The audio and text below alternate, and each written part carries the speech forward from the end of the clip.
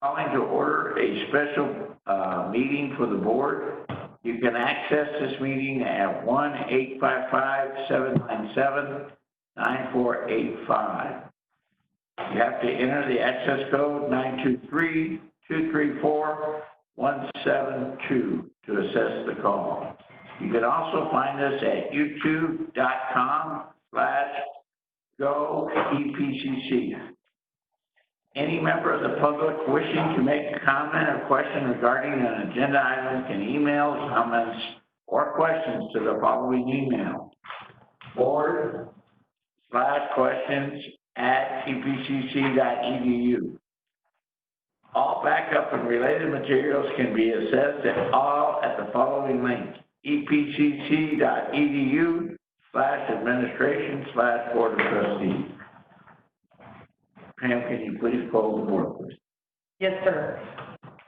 Mr. Uxer. Aye. Ms. Sanchez. Aye. Mrs. Robles. Present. Ms. Nájera. Present. Ms. Pina. Ms. Pina, are you on the line? Okay. Dr. Graham. Present. Mr. Haggerty. Aye. And before we start the meeting, I'd like to ask for a moment of silence. We've got some bad news this week from Ms. Bonnie Nara's father passed away, so if we could just take a moment of silence, please.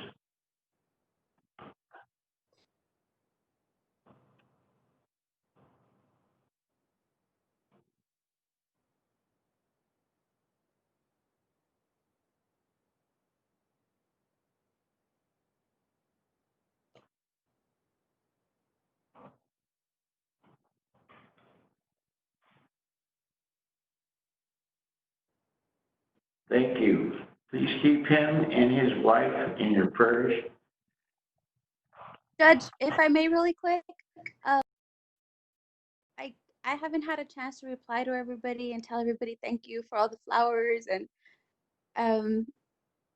all the messages that I've been getting. I just want to take a minute to say just thank you to everybody. I really appreciate everything everybody's done, all the calls, all the texts. I just really appreciate it and thank you.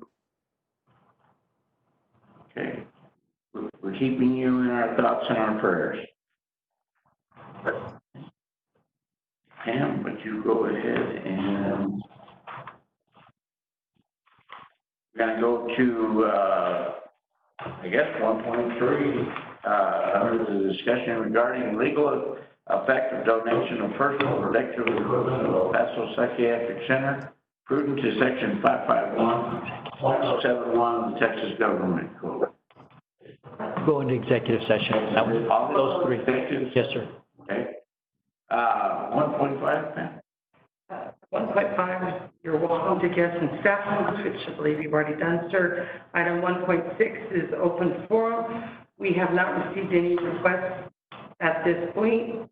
Item 1.7 is presentations. Item 1.8, communications. None. Item 1.9, Board of Trustees business.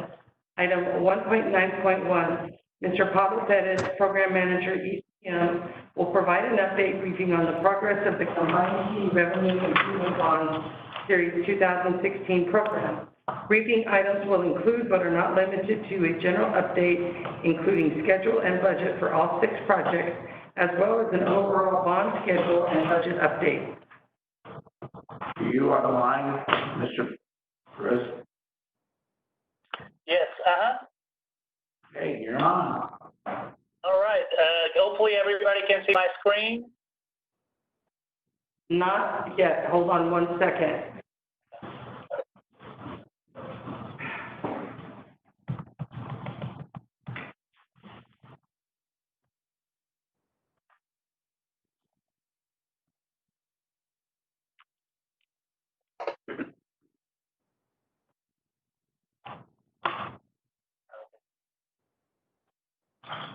Okay, can everybody see it now?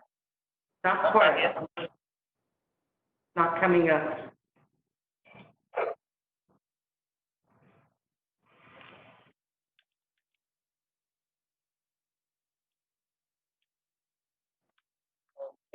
Okay, let's see, let's try this.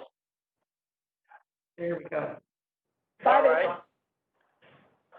Okay, if everybody could put your mics on mute, I'll go ahead and get started. Dr. Serrata, Chair Haggerty, board members, good afternoon. Tajeras, our deepest condolences. Our thoughts and prayers are with you and your family. I'll go ahead and get started. We're going to start with the project status, beginning with Mission El Paso. That project is going quite well. Here you can see the area that's about to be finished. It's the opposite side of the entrance, and that arcade is the last piece in terms of finish that needs to be done. And then there's some stone in the bases of the columns that still need to take place. On the left, what you see, and I'll point it out on the next slide a little better, it's a conference room. It really looks great. It's a conference room that's adjacent to the main entry. As you can tell, it's a very interesting ceiling. Here, I can point it out. Hopefully everybody can see my laser pointer here. This is the room you were just now looking at, this area here. And this is the last part that it needs to finish for the project. And one of the main reasons is this area here, it's going to be all with wood finish, these steps. And in order to install that wood finish, the building needs to be climatized. And one of the issues we've been struggling with is that one of the air handling units that was provided by Train is not working properly. So that is kept us from getting the wood in there. That being said, most of the furniture now is in. All we're lacking is the chairs and the common areas, obviously, because there's still some work going on. And other than that, most of that has been installed.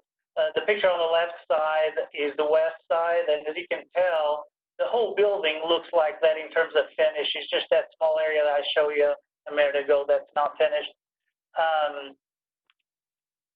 As far as the impact of COVID-19 in general, this project's probably the one most impacted by it, and not only in terms of the materials, but also in staff.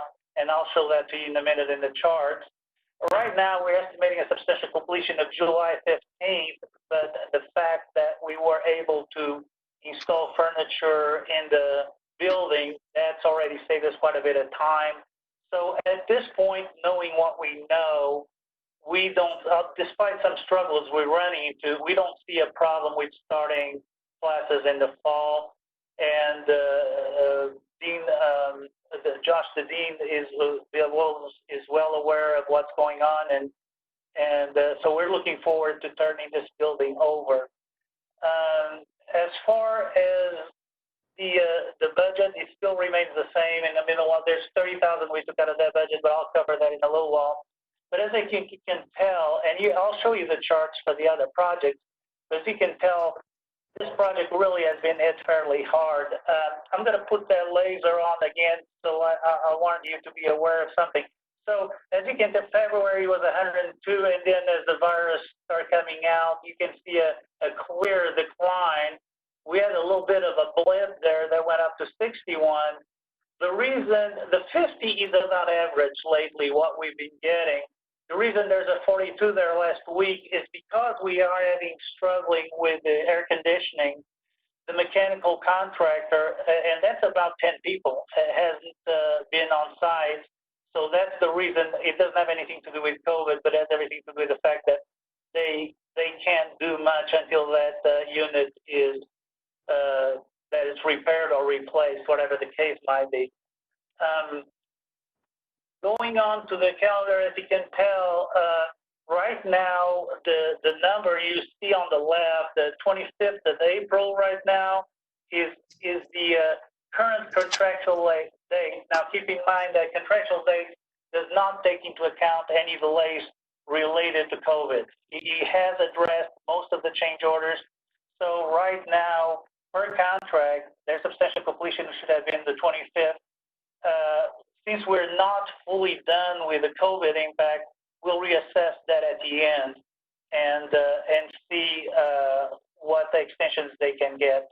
But right now, the green is today, it's June 11th. July 15th is the estimated substantial completion, and the fall semester is August 24th. And as you can tell, we feel pretty confident that that benchmark will be achieved. Going on to Rio Grande. Rio Grande is very steadfast. It's moving quite along, and let me get that laser out again, because I want to point out to you that this, actually the easiest way, let me tell you the easiest way to see this. These flat lines, if you can you see my laser? Okay, this flat, see that flat, and this is flat, that's the top two floors, because obviously it's not a parking garage, so it's not inclined. So we have the 6th floor there, we have the 7th floor, and right now we have the roof here, and this is being poured already. This picture is actually about a month old, and so this roof has been poured, and the next section of roof has been framed. So we're estimating by the end of June, we should have the whole roof poured. An interesting tidbit is that, as you can tell, the top of the building is just about as high as the top of building A next to it. So I think this will make the neighborhood very happy, because it's not as overpowering as they thought it was going to be. And here is the interior. As you can tell, this is coming up on the 6th floor. That's why this height here is considerably higher than the other floors. You can tell the stress cables, barrier cables that have been installed. They've done quite a good job on that. And this right here shows the installment of the forms for the roof.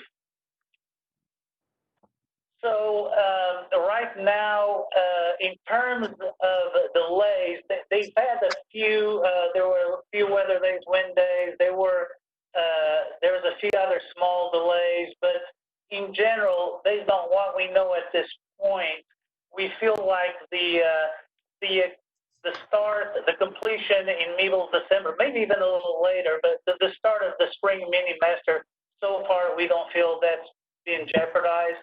And despite these quote-unquote minor delays that's been happening, it shouldn't have a major impact on that benchmark. So as you can tell right now, we're looking at the substantial completion December 14th. That might slide a little bit, but as you can tell, the March 22nd date is still good. There will be a considerable amount of time needed to move in due to particularly the technical equipment that's going to be incorporated into the building. So in terms of billings, this does show a gap that's increasing, but please keep in mind that this yet has not been modified to reflect the current estimated substantial completion date. In other words, it's showing the current substantial completion date because contractually we have not extended any time yet. And that's why it shows that increased gap. But once this has been revised to show that other substantial completion date, that curve should tighten up.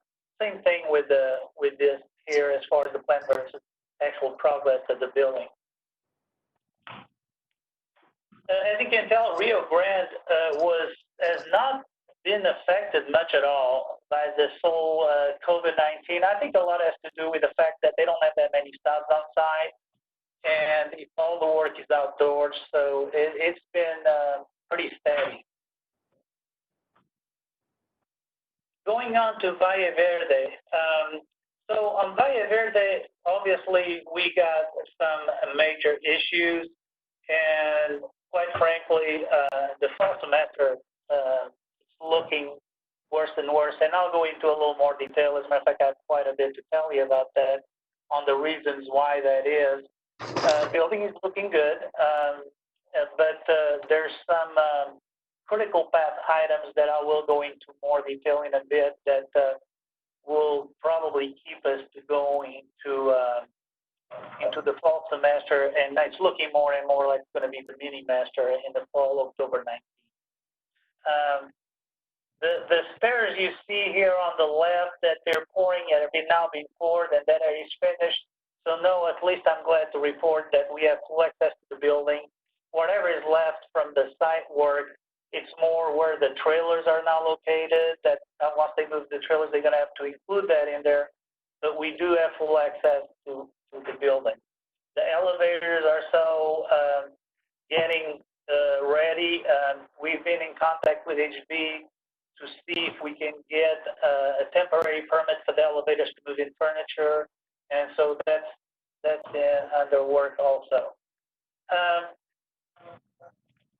Oh, sorry, I went to the wrong chart. The main causes for this delay has been low voltage cable, which I elaborated to a little while. Other than that, there has been some considerable progress in the other items to a point that most of those items will probably be done by the end of July, with the exception of the low voltage. So here's what it looks like right now. Their contractual date at this point, based on the time extensions they've gotten, January 18th is the current contractual substantial date. Now, they might have some additional delays later, and we certainly consider those, but do keep in mind that the liquidated damages are in effect. They've been notified of that, and I want to say the balance right now is at about $75,000 in terms of liquidated damages. This substantial completion date is estimated, and please take it with a grain of salt. I mean, that could very well move to earlier than September 30th. That's probably worst case scenario. A lot of things can happen in the meantime, namely moving the furniture, which that helped us considerable at the mission and all that.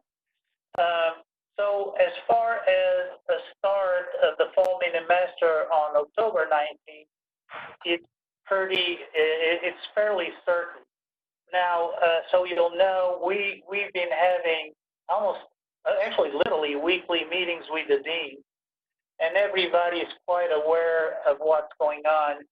Now, their preference is to make sure we allow them plenty of time to move in. In other words, there's quite a bit they'll have to take place. Even after the furniture takes place, they have to bring in equipment. They have to install the computers. And above all, we got to have connectivity in order for them to get ready. And that's the big stepping block right now. From the standpoint of the dean, obviously they're not happy. I mean, I would be lying if I said they were happy, but they seemed more than willing to rather wait a little bit longer and be able to have a proper move in than have everybody on top of each other trying to move in and rush it. Now, and I say this with a huge grain of salt. It's a huge caveat. We're exploring another option right now, which is IT has been contacting. Unfortunately, we don't have that information available yet. They're still in the process of gathering the information of getting a connectivity from the existing building A, bring it above and down into the IVS, which are these rooms, secondary IT rooms in the third and second floor, to at least open the third and second floor for the fall. So far, we don't have a cost, and we don't even know for sure that's possible. And I'll explain. I want to go into a little more detail in a minute about how this all works, so hopefully you understand what we're trying to do. So right now, when you're looking at the scheduled benchmarks that we gave back in February, nothing, with exception of the concrete site work, has been accomplished. There is pretty detailed explanation on each of these. You probably take a board meeting in itself to go over each one of these and explain to you why they haven't hit it. Needless to say, they are responsible for these deadlines, and they haven't been able to hit them for a myriad of reasons. Some not so lucky, some for lack of proper management. But right now, you can see the new dates. The roof is not as critical now because we are in the dry, and by the dry, I mean if it rains, there won't be water going into the building. It's more of a finishing out some details. Testing the fire systems, that's absolutely critical, and they are in the process of getting that completed by the end of July. Unfortunately, for the final testing, they will need a tone for fire alarm system, which in turn means you'll have to have building connectivity. All building lighting, they had at the cost of $500,000. They had to get into an agreement with the supplier for the lighting fixtures because those have already been purchased by the previous contractor. And this is one of the issues that's really caused a problem was they don't have the original electrical contractor. So now they have the original electrical contractor was also the low voltage, which is the connectivity contractor. And now that they're gone, HB had to hire another electrical subcontractor and a separate communication subcontractor. So they're coming in now, and obviously they're finding some issues with the work that was done before by the previous subcontractor. Needless to say, that's not the college's problem, but it has an impact on what's going on. Good afternoon, President, Dr. Serrata and board. This is Mel Herrera. I just wanted to make a clarification. So all these delays that Pablo is explaining and discussing are documented and are the fault of the contractor and its own subcontractors and their own internal challenges. And just rest assured that it's not because of the community college changing the project nor ECM making any situations for them. It's all documented, and we have everything in order so that if the contractor would wish to dispute some of these findings, we have them all covered. So I just want to say that it's not because we're delaying them or the architect is not providing information or the college is changing the game in the middle of the rules in the middle of it. Nothing of that sort. It's just the contractor who has struggled throughout, and they're going to have to pay for it for the most part. You know, there will be some negotiation perhaps at the end. There will be a COVID impact that they will claim, and we'll have to enter into those discussions. But the substantial part of the delay is their own situation. Just wanted to clarify.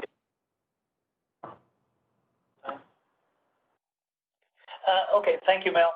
So we did do, just to kind of complement what Mel just said, the good news, if there's any good news, is the fact that they are standing by, they're not going to leave the project. They've acknowledged and they are cognizant of the issue, and they're still trying. And I'll just anecdotal evidence of that, just to let you know that they approached us to get the low voltage folks to see if the college would pay for some of the overtime to get the low voltages to the low voltage contractor to go faster. And basically our response to them was, well, if you can get done by July 13th, which was the deadline in order for us to get the rooms ready, then we'll entertain that. And they weren't able to. It's literally not possible for them to do that. The redeeming fact of this is that at their own cost, they will still pay overtime. The college won't pay any overtime, but at their cost, they will pay overtime to try to get it done as fast as possible. So at least there's a little silver lining on those rain clouds. Now, there are some new schedule benchmarks that I figured it would be helpful for me to add these so I can report them back to you because they are very critical. One of them is the equipment startup, and that equipment startup is depending on getting, obviously, obviously their condition functioning. And right now, and I'll explain to you in a minute, the building is not completely enclosed. So, but as soon as that happens, they're hoping to be done by the June 29th. So as soon as that happens, we'll start working on the equipment startup, which is getting all the air handling units, everything ready to test and working. As far as the backbone cabling is the cable, fiber, and copper that comes from building A into the building. That will be done by July 13th. And at this point, I want to make a little asterisk comment on this. So in order for EPCC, still going to have, IT department is going to have a lot of work to do. It's not like they just turn over these rooms and then IT gets in there and gets them done. They need at least a month to do this. So with that being said, that's why that 7/13 date was so critical. However, there's an issue with some connections that it keeps them from getting that completion date of 7/13, but they will at least have brought into the building the copper and fiber needed for the alarms and all the network connectivity. As far as the building fire alarm access control and security, this needs to be done by 7/31, and the main distribution frame, which is the MDF room, is the primary room in the building that receives all the connectivity for the building. And I'll go into a little more detail in just a minute, so you'll see what I'm talking about. But it's absolutely critical that that main distribution frame room be completed by July 13th. And that's why what we determined that's not going to happen. And obviously has a domino effect, and they won't be able to get connectivity to the building by the fall semester. So this is just a quick summary of what the issue is. So as you can tell here, this is the first floor plan. So the MDF is in the first floor, which is that main room. And then throughout the building, there's another IDF, which is a secondary room that provides distribution of network to the building, connectivity. So, and then there's two on the second floor, here in green, there's two IDF rooms, and the same thing on the third floor, there's two IDF rooms. So these IDF rooms can be done before July 13th, but unfortunately, without this room being functional, it does us no good. This is the critical room right here. What the IT is still looking into, although it is a very long shot, is bringing in from the roof connectivity. In other words, you use this red room, you use the red room from building A to temporarily function as the red room of this building, and then they would bring it down to this secondary building, the third and second floor, so we could open for the third and second floor. Again, that's a very long shot, and we'll certainly keep you updated on that as it develops. But at this point, I'm certainly leery of that working still in a timely way. But at the next board, which I don't know exactly when it's going to be, but in about 3 weeks or so, or 4 weeks, we'll report back to you on that. My apologies. I got out of the presentation. Okay, so here's the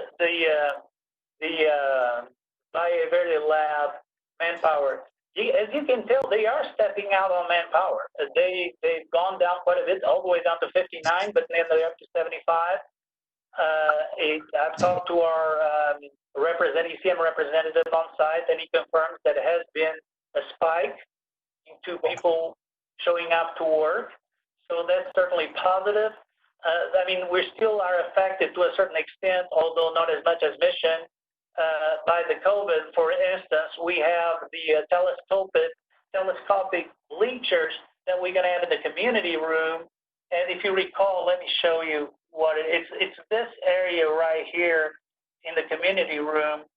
So these bleachers here, because of the COVID, they won't be in until late September.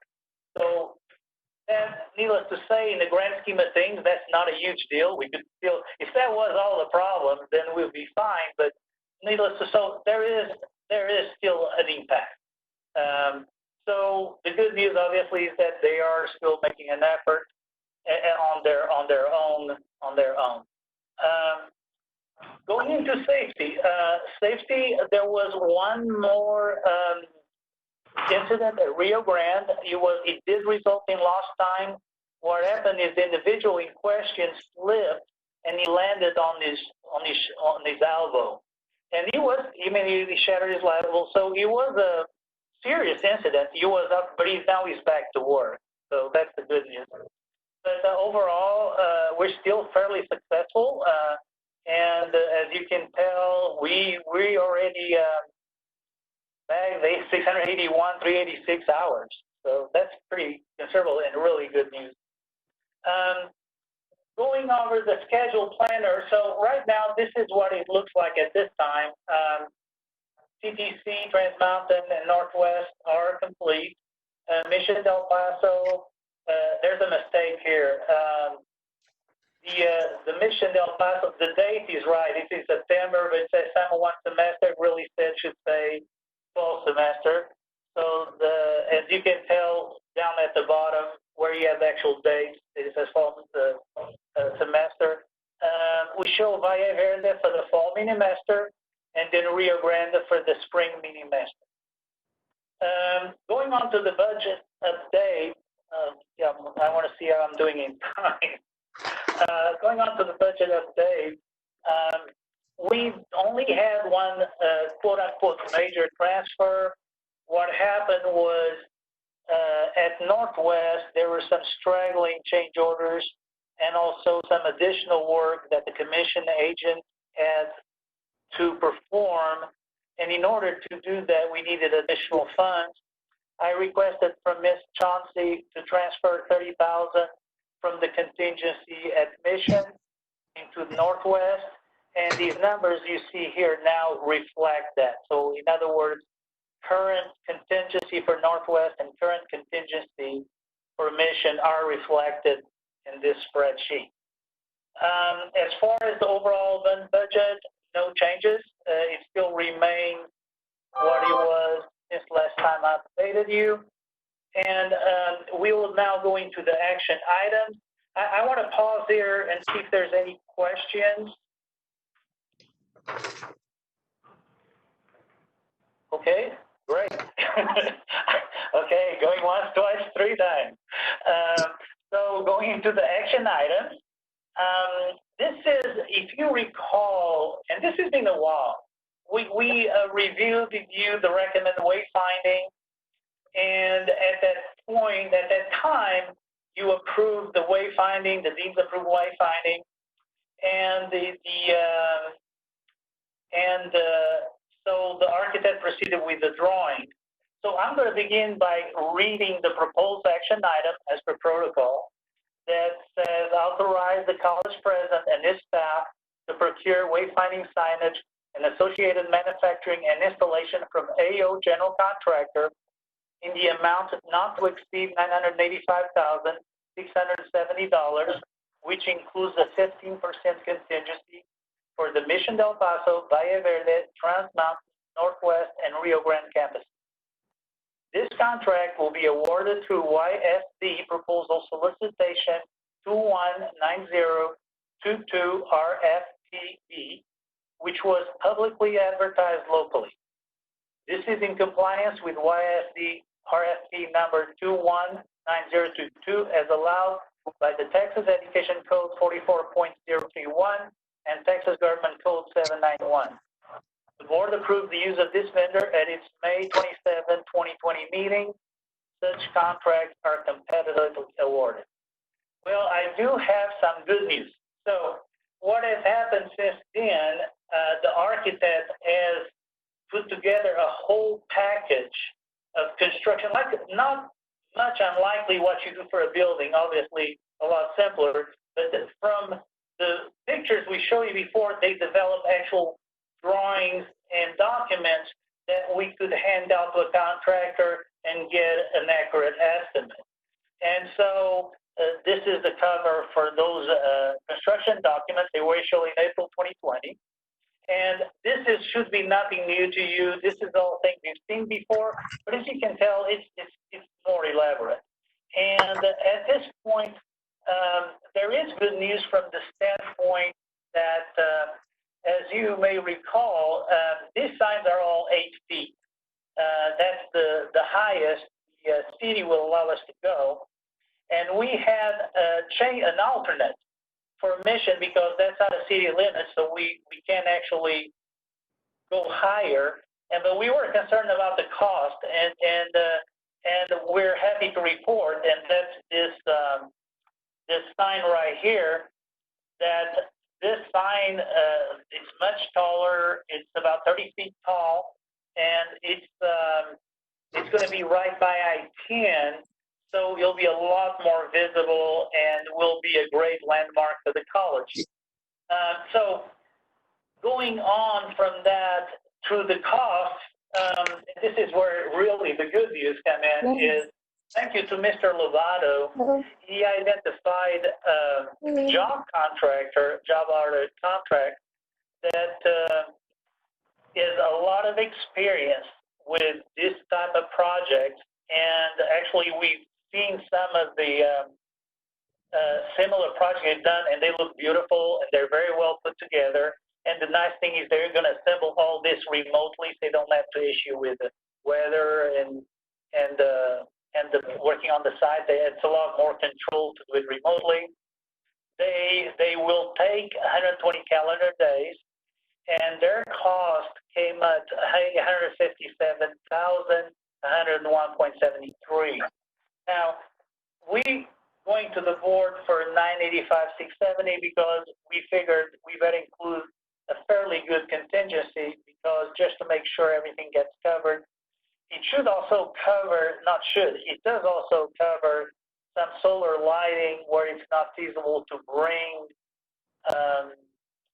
power to the signs, and that's great because then all the signs, even remote ones, will be lit.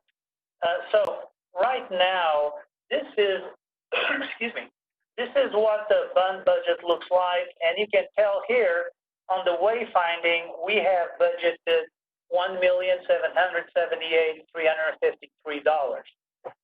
With this bid, even with 15% coming in at 95.67, that leaves the 792,683 remaining, which is clearly good news.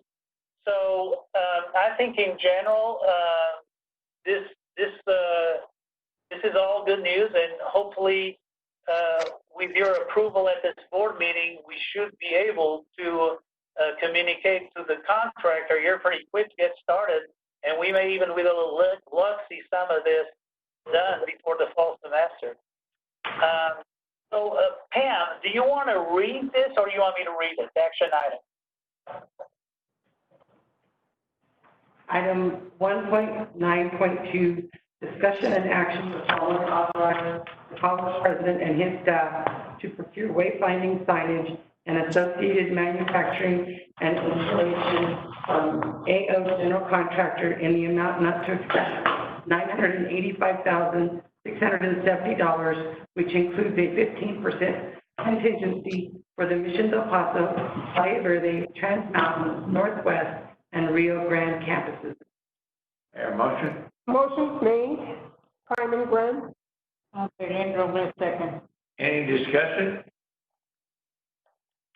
Oh. Mr. Uxer.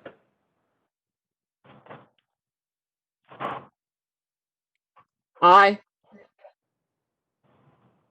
Ms. Sanchez. Aye. Mrs. Robles. Aye. Ms. Nájera. Aye. Ms. Pena.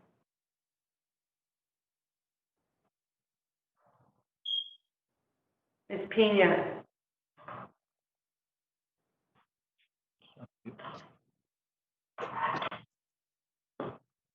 Ms. Pena, can you hear us? Aye. Thank you. Mr. Haggerty? Aye. Dr. Graham? Oh, Dr. Graham, I'm sorry. Aye. Motion passes. Thank you, sir. Thank you, and everybody stay safe and have a great week. Get those buildings done. Yes, sir. We're working on it. All right. Stay safe. Good luck. 1.9. Item 1.9.3, Dr. William Serrata, College President, will provide a PowerPoint presentation to the Board of Trustees regarding options for instructional operations fall 2020 semester. Good afternoon, Chair Haggerty, members of the board. Ms. Nahida, our heart goes out to you, and we continue to keep you in our thoughts and prayers for your tragic loss. I wanted to provide the board with, at the request of the board, we discussed this last board meeting, but we as a team have come forward with our fall 2020 options for instructional operations. And I wanted to go through this with the board as well as with the community to let you know where we are and what we're looking at with regards to the fall semester. These plan objectives begin and end with the healthy and safety of the college faculty, staff, and students. We want to ensure that everyone is safe. We continue to monitor the situation with the pandemic. We want to ensure that our classes, we have never closed. We continue to move forward with all operations of the institution, most importantly with the instructional operations of the college, to ensure that students were able to complete their spring term and now are well into the summer term as well.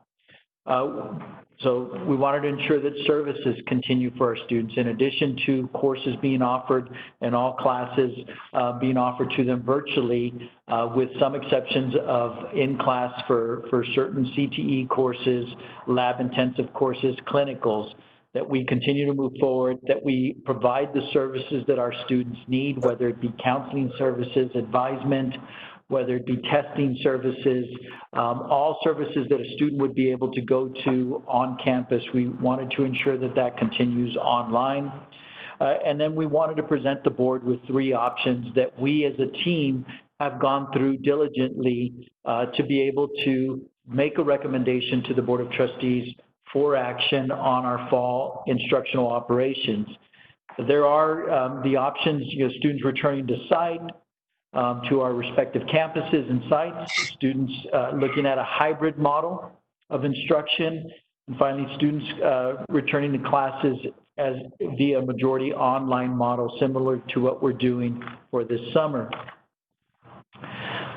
We continue to move forward with our task forces that are looking at the primary umbrella task force, the Safe Campus Task Force, but within that we have sub-teams that first looked at ensuring that we had proper PPE for all of our faculty, staff, and also for students.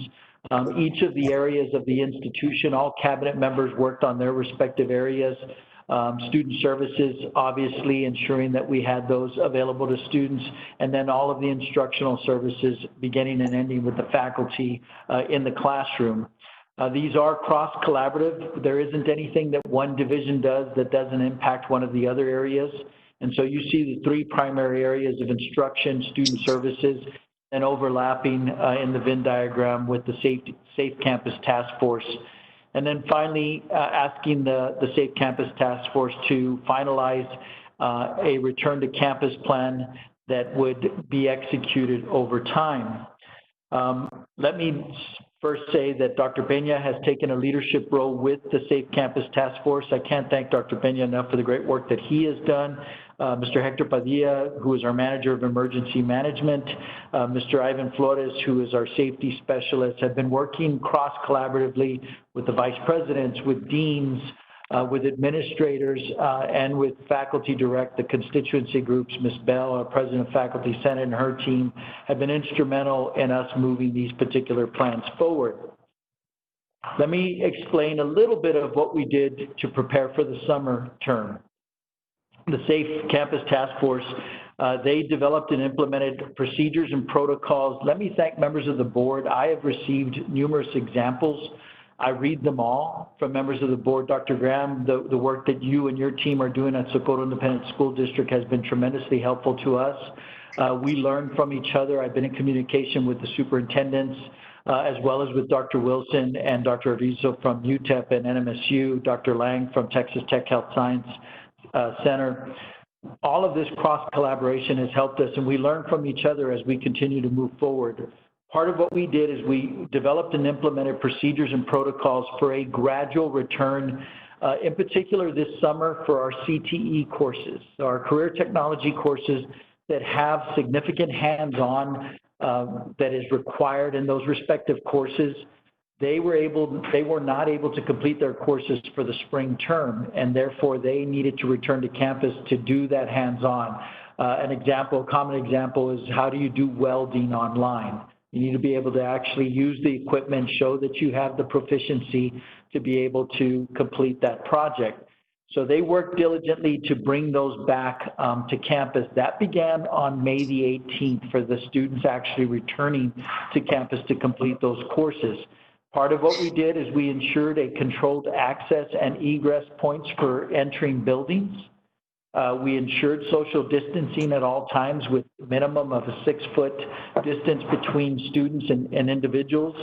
We capped at no more than 10 individuals in any one classroom at any one given time or in one area.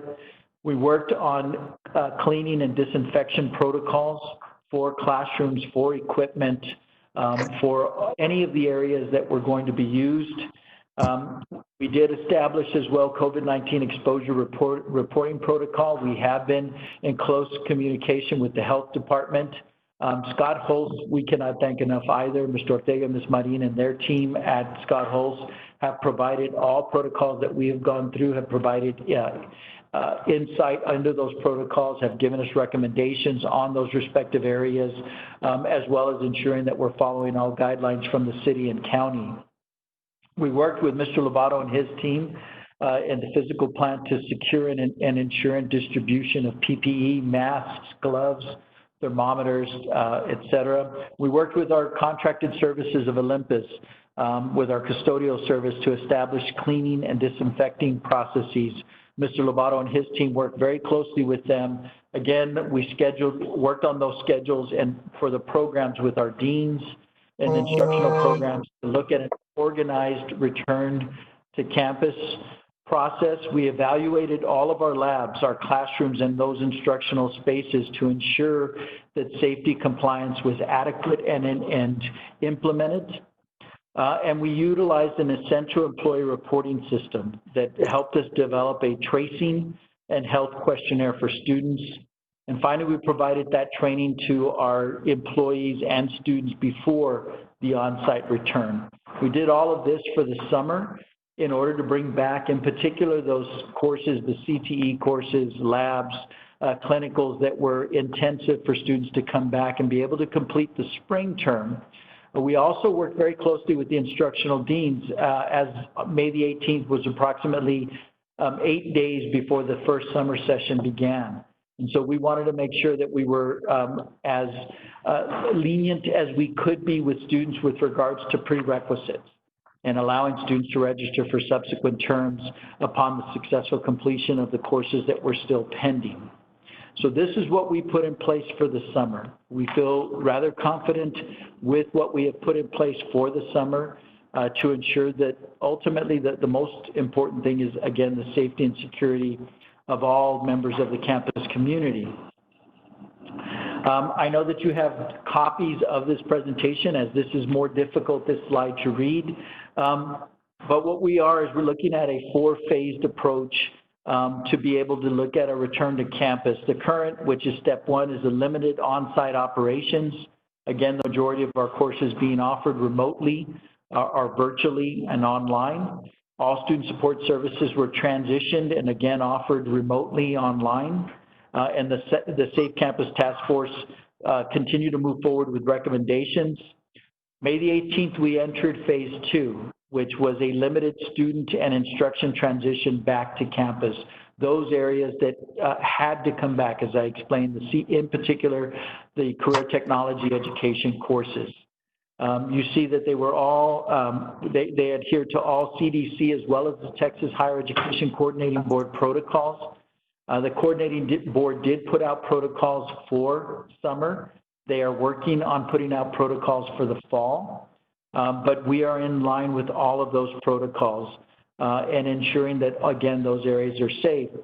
No earlier than today, and after this presentation, we ask that the board take action based on a recommendation that you review the options that I will go through. Those options include a student return to classes on site option, a student return to classes in a hybrid model, and a student return to classes which we deem via majority of online model. Hands-on training and approved courses, those CTEs would be able to return to campus for the fall, similar to what we did for the summer that began on May the 18th. And then all safety protocols are implemented and followed. Phase 4, we will begin to present to the board on the next regular board meeting, which is scheduled for June 24th, which would be a reintroduction of employees and campus activities returning to campus. So let me go through the options of what we're looking at. The first one that I will cover will be a students returning to classes on site, our 5 campuses, as well as the Administrative Services Center. The second would be students returning to campus via a hybrid model, and I will explain what that entails. And finally, students returning to classes via majority online model. What I did is pull together with the team fall 2019 data. We are just in the process of enrollment and registration for fall 2020. So the last complete fall data that we have is fall 2019. And this is the most complete data that we could offer and indicate. I want you to understand the size of the institution. We at times take it for granted, but we had just under 4,400 sections that made for the fall 2019. Understand that many of our sections don't make based on approximately 5 to 7% of those sections based on enrollment. You don't have enough interest from students to take that particular course, and therefore we offer some courses that do not make, but almost 4,400 made. Of those courses that made, just under 3,700 were in a traditional face-to-face mode. We offered last fall 647 online sections, and we offered 51 hybrid sections. As we break down the sections of our courses and the time that we're offering, we broke these down between a traditional morning 8 a.m. to noon, from a noon to 3 to 5 p.m., courses that are offered after 5, and we do offer a significant number of courses between 6 a.m. and 8 a.m. But you see that half of our courses, half of our sections that are face-to-face are offered between 8 a.m. and 12 noon. So you see how many of our students would be at our respective campuses. You see the breakdown of the campuses as well, with well over 1,600 sections at the Valle Verde campus, 436 at Rio Grande, and so forth, all the way down to at Fort Bliss. We have 9 sections that have made, but you see also each of the 5 campuses. You see the early college high school. Remember that many of our early college high schools are on our actual campuses. We have 4 that are on our actual campuses, one at the Valle Verde, one at the Trans Mountain, one at Mission, and one at the Northwest campus. And then finally, the number of dual credit enrollments that we have as well. 26% of our sections are offered between noon and 3 p.m. We do have a lull during the day. We're about 4%, but still 157 sections between 3 and 5. And then you see that our students that are working a traditional schedule 8 to 5, they're able to return to our campuses in nearly 500 sections that are offered after 5. And as I said earlier, 3% or 124 sections offered between 6 a.m. and 5 p.m. This is what a normal fall would look like. Quite frankly, after I will share with the Board of Trustees that we ended up 5% up in enrollment for summer. We worked really hard, and Dr. Gonzalez and his team that led the calling campaign, many individuals from the institution that we converted to do that and be able to facilitate a 5% enrollment increase for this current summer. If we looked at that for the fall, we would be looking at well over 30,000 students and significantly more, probably closer to 4,600 sections. As much as I want to be back in a traditional face-to-face model, it just would not work. And so I wanted, that's the first option, is a return to on-site. And I wanted to provide some guidance and some data that shows what we're looking at. Mr. Exer, I know you wanted to ask a question, sir. I think we got the information that we needed. I think we'll go with what we have here. Okay, thank you, Mr. Exer. So again, if we looked at a hybrid model, and I will tell the board, this is actually my preferred model. I think that just if I look at the balance of being able to provide students with some face-to-face interaction, as well as online and virtual learning, when I look at having that some interaction engagement between the faculty and student, it is the data shows how important that engagement is. So a hybrid approach first is, it's an approach to course delivery that combines both face-to-face classroom instruction with online activities. It reduces the amount of seat time in a traditional face-to-face in our building, in our classrooms, and moves more of that course delivery to an online environment. And so what I'd say is picture a Monday, Wednesday, Friday class that has 30 student enrollment, which is a traditional kind of enrollment that we would have. And what we would look at is that 10 of those students would come into the Monday course, while the other 20 would be experiencing online learning or virtual learning. Another 10 or different 10 would come in on Wednesday, and the other 20 would be online. And finally, the last 10 would come in on Friday, while the other 20 are online. And we would continue in this process throughout the 16-week term. Tuesday, Thursday courses is the first challenge that we deal with. Most Tuesday, Thursday courses would also be approximately 30 students, but we already have an issue in that that would be a split of 15 per time frame. That's already beyond the CDC guidelines, as well as the social distancing rules that we're implementing to try to make sure that we keep everyone safe. So that already becomes a challenge. The bulk of our courses are Tuesday, Thursday, and Monday, Wednesday courses. So we already see that challenge. When I was an undergrad, Monday, Wednesday, Friday classes were the norm. There's not a lot of Friday classes on college campuses any longer. And so we already get into an issue of that. Some of the safety challenges, again, this past fall, 29,125 students. We are working hard. We're still down day-to-day comparison for fall, similar to how we were for summer. But we have now transitioned. This past Monday, we transitioned our entire calling campaign to begin to work on students for the fall term. So we will continue to work with them throughout June, July, and August for a late August start. Our students take approximately 3 courses on average. It's just under 3. It's 8.76 credit hours per student. In addition, our non-credit, our workforce programs, primarily in Dr. Farias' area, the quarter enrollments, we have an additional 4,000 students that were enrolled fall first quarter of 2019. We would anticipate something similar. And then on top of that, we have 3,000 employees at the institution. That becomes a challenge on the number of people, even if we're looking at a hybrid approach, even if we're looking at reducing this in half. The scheduling issues are also what we worry with. So we may say for a student, you're going to come in on Monday, Wednesday, and Monday of your Monday, Wednesday, Friday course, but that student's transportation may not allow them to come in at that time. Or they get dropped off in the morning and they won't be able to be picked up until the afternoon. And so even though we're trying to restrict how many people are on campus, that student may not have a choice. In addition, I was privy to attend, and I've been in contact with the superintendents and to attend parental meetings at my children's school district, Socorro Independent School District.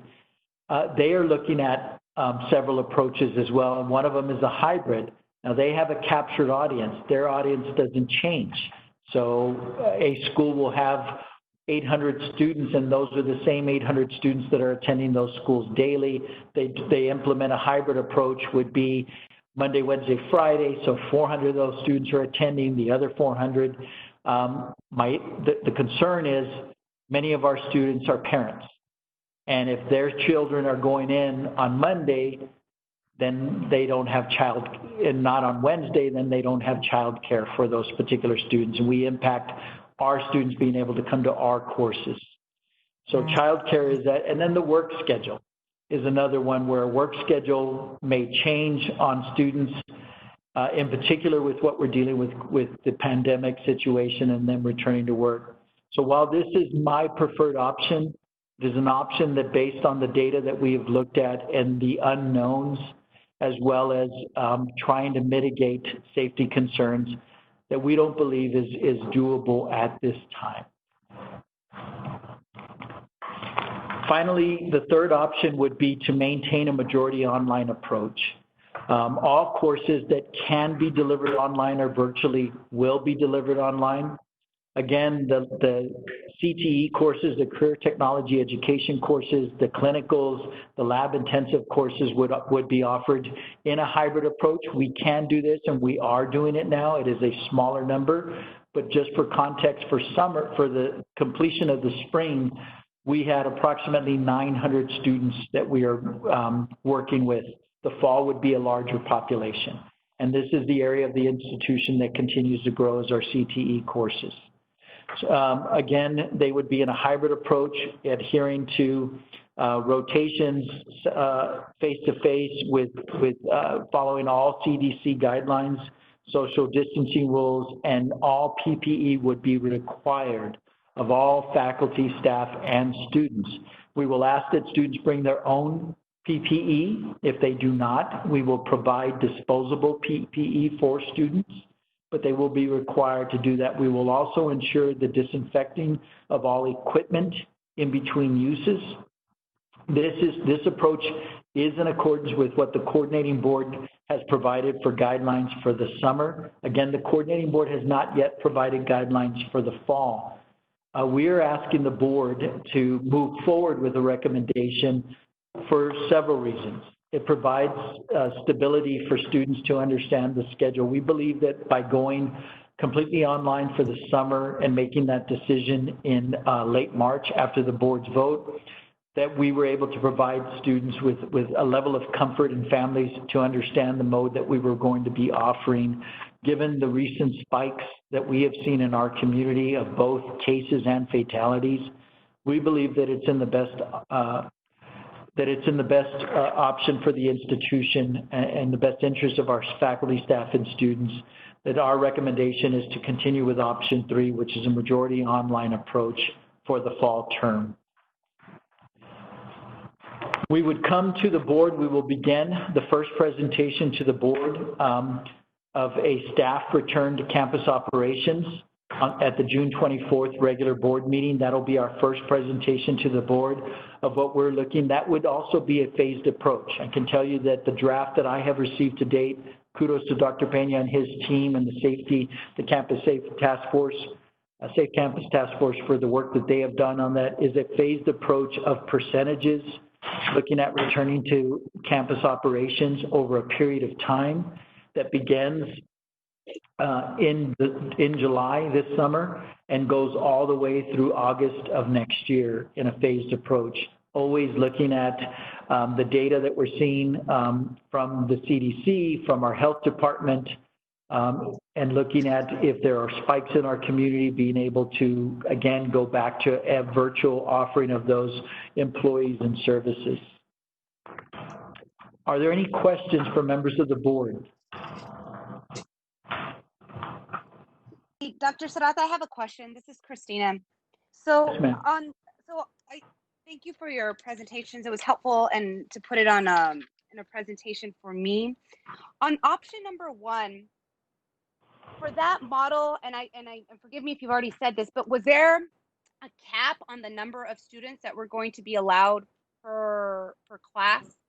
right? Like if you were going to follow, I'm assuming those guidelines that talk about like the 6 feet social distancing or whatever guidelines perhaps that the coordinating board would provide, um, was were you all looking at those caps, I guess, for people that are in the classroom? So in other words, I mean, we're traditionally, I guess you're seeing in our traditional model where you see, you know, a full class, whatever that they might be, you're now seeing a reduction in the number of students that could attend an in-person class because of some of the health and safety parameters that are in place. That's correct, Ms. Sanchez. You're absolutely correct, ma'am. So what we did is what we're implementing for this summer. Right now, we're in a virtual environment, other than the courses that have to be delivered in person, the CTEs, et cetera, and we have reduced those. So traditionally, we would have class sizes anywhere from 25 to 30 students. Just based on the parameters of what we see, we've reduced that down to we're looking at no more than 10 individuals in any one classroom. Our classrooms vary in size, but traditionally they are classrooms that hold approximately 30 students in a comfortable environment if we weren't dealing with the pandemic. Given the social distancing guidelines, the 6 feet that you mentioned, we'd have to reduce that to approximately 10 students. And so I wanted to provide an option one to show what it would look like. Obviously, option one is just not doable right now, but it shows the board the kind of capacity that we've done in the past and what we were expecting for this current fall. So I understand that it's not really an option. Option two would be the one you're speaking to of somewhat of a hybrid. And even option three, we are going to have some courses that will have to come in person, and those we're currently limiting at 10 individuals, Ms. Sanchez. Okay, and then, thank you. And then for the staff to the return to the campus on the operations, and you indicated pretty quickly, like you're talking about, I guess, the percentages in terms of staff going in. Now, what is that based on? Is that a phased in approach? Is that what you're saying? Like 10%, we're going to get 10% of the staff in on by this date, 20% on this certain date. Is that what you all are envisioning for that return to campus operations? We are, Ms. Sanchez, and we'll present the first phase of that to the board at the meeting on June 24th. But yes, ma'am, we're currently looking at a model that over a period of time looks at 25%, then 40%, 60%, 85%, and then 100%. Taking into account all of the protocols that we have seen from CDC, from the health department, from ensuring the social distancing. We would obviously ensure PPE. In fact, we already have 3,000 masks for our employees, another 3,000 on the way. These are reusable masks that we will provide. But it would be also looking at and taking into consideration at-risk employees, all of those, anyone that's over 65, underlying health conditions that we're working with Dr. Pena and his team, as well as with Scott Hulse, that has provided a tremendous amount of guidance on how we move these forward. But yes, ma'am, it would be a phased approach that is looking at from July through August, from September through January of 21, from February through April of 21, from May through July of 21, and then finally from August through December of 21, where we've developed general protocols of what this would look like. Obviously, if things change, if we're all hoping and praying for a vaccination to be available sooner rather than later, if those change, then our plan would change as well, Ms. Sanchez. And then on that return to work on the operations, so the way I understand it, and at least what I heard in this presentation is and I haven't seen it, so we'll wait to see that. But I'm assuming that one part of the focus, right, is going to be on those health and safety precautions that the college is going to provide for for our employees, right? So maybe, I don't know, shield guards, the PPE, the hand sanitizers, that sort of deal, so that when this phased in approach comes due, or when individuals are returning back to work, those health protocols are in place. So I see that as sort of one area to address maybe in this return to campus operations. And then the second way that I see it, though, is I guess based on the percentages or the people that are coming in through that phased in approach, right? And so my question on how, I guess, is the college making that decision, and what is it basing their decision on to say, there's this many people that have been confirmed with COVID-19 in El Paso County. And so when we see it get to this many people, then we know we can go into this phased in approach. I guess in other words, my concern and something that I think may be a challenge, and if I was an employee, right, and trying to go back to work and trying to understand what would be safe for me to go back to work, is what are we basing those metrics on? I understand that when we talk about the data, but what data? Who's providing that data? What data are we looking at? What is the number that we're looking at? Who's saying that this is safe for those employees to come back? And so maybe this is more of a comment for consideration for the committee that's going to present this back to the board later on this month. But in my mind, I just think that is it's a challenge and it's a difficult task, because I don't think anybody knows what that number is in terms of what would be really absolutely safe to return back, right? And so I'm just wondering, and maybe this is where my question is, I'm just wondering, is there some sort of metrics or guidance that's even being provided by this coordinating board or some other entity here locally that is giving that direction, not only to governmental entities, but to other businesses, to say, this is really when it's safe to do this. And if you're moving towards a phased in approach, these are the numbers that you can look at. Because quite frankly, for me, I don't know what that is. And I haven't really heard that be articulated anywhere. Right. So we're just kind of going by what we think may work or may not work, but I still feel that there is that, I would imagine that there would still be that level of anxiety and unknowns, at least for some of the employees and maybe even the students from returning in. And so those are my sort of considerations and concerns. I don't know if there's a right answer, what that answer may be, but I just want to make sure that we're looking at that very carefully, and that we do have a measurable answer to provide once we go into that plan. Yeah, Ms. Sanchez, you're absolutely correct. What we're seeing is we know that the governor's plan for Reopen Texas had some specific benchmarks on there. We know that there's different benchmarks that have been utilized, whether they be the trend of cases going down for 14 days in a row, whether it be the number of hospital beds that are available. I watch the same press conferences and the same press releases that you do, ma'am. And you're right, there is a lot of trepidation and there is a lot of anxiety from our team, from our employees, as well as our faculty, staff, and students. And so we want to ensure that what we present to the board is, this is a first draft of what we're looking at. I will share with you, initially we were looking at something for June. We don't believe we're there. And so we are now saying we present to the board at the end of June at possibly looking at something for July, or possibly even starting with August, just based on the number of cases and the data that's available, as you indicate. And we will continue to look at those. While coordinating board has provided some guidance and checklists, they've really left it up to the respective communities and institutions to determine this on their own. Right. And that's where I'm nervous, right? Because I don't know how we get there on our own. And so I know these things are evolving.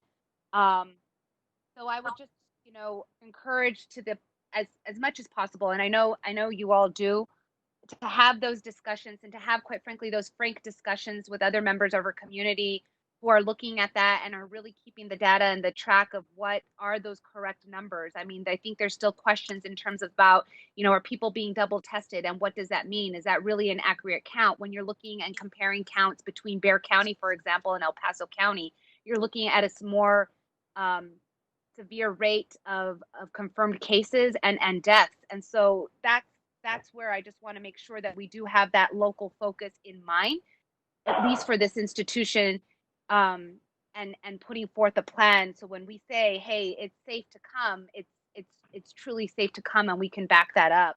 The other question that I had was on option number 3 on the majority online.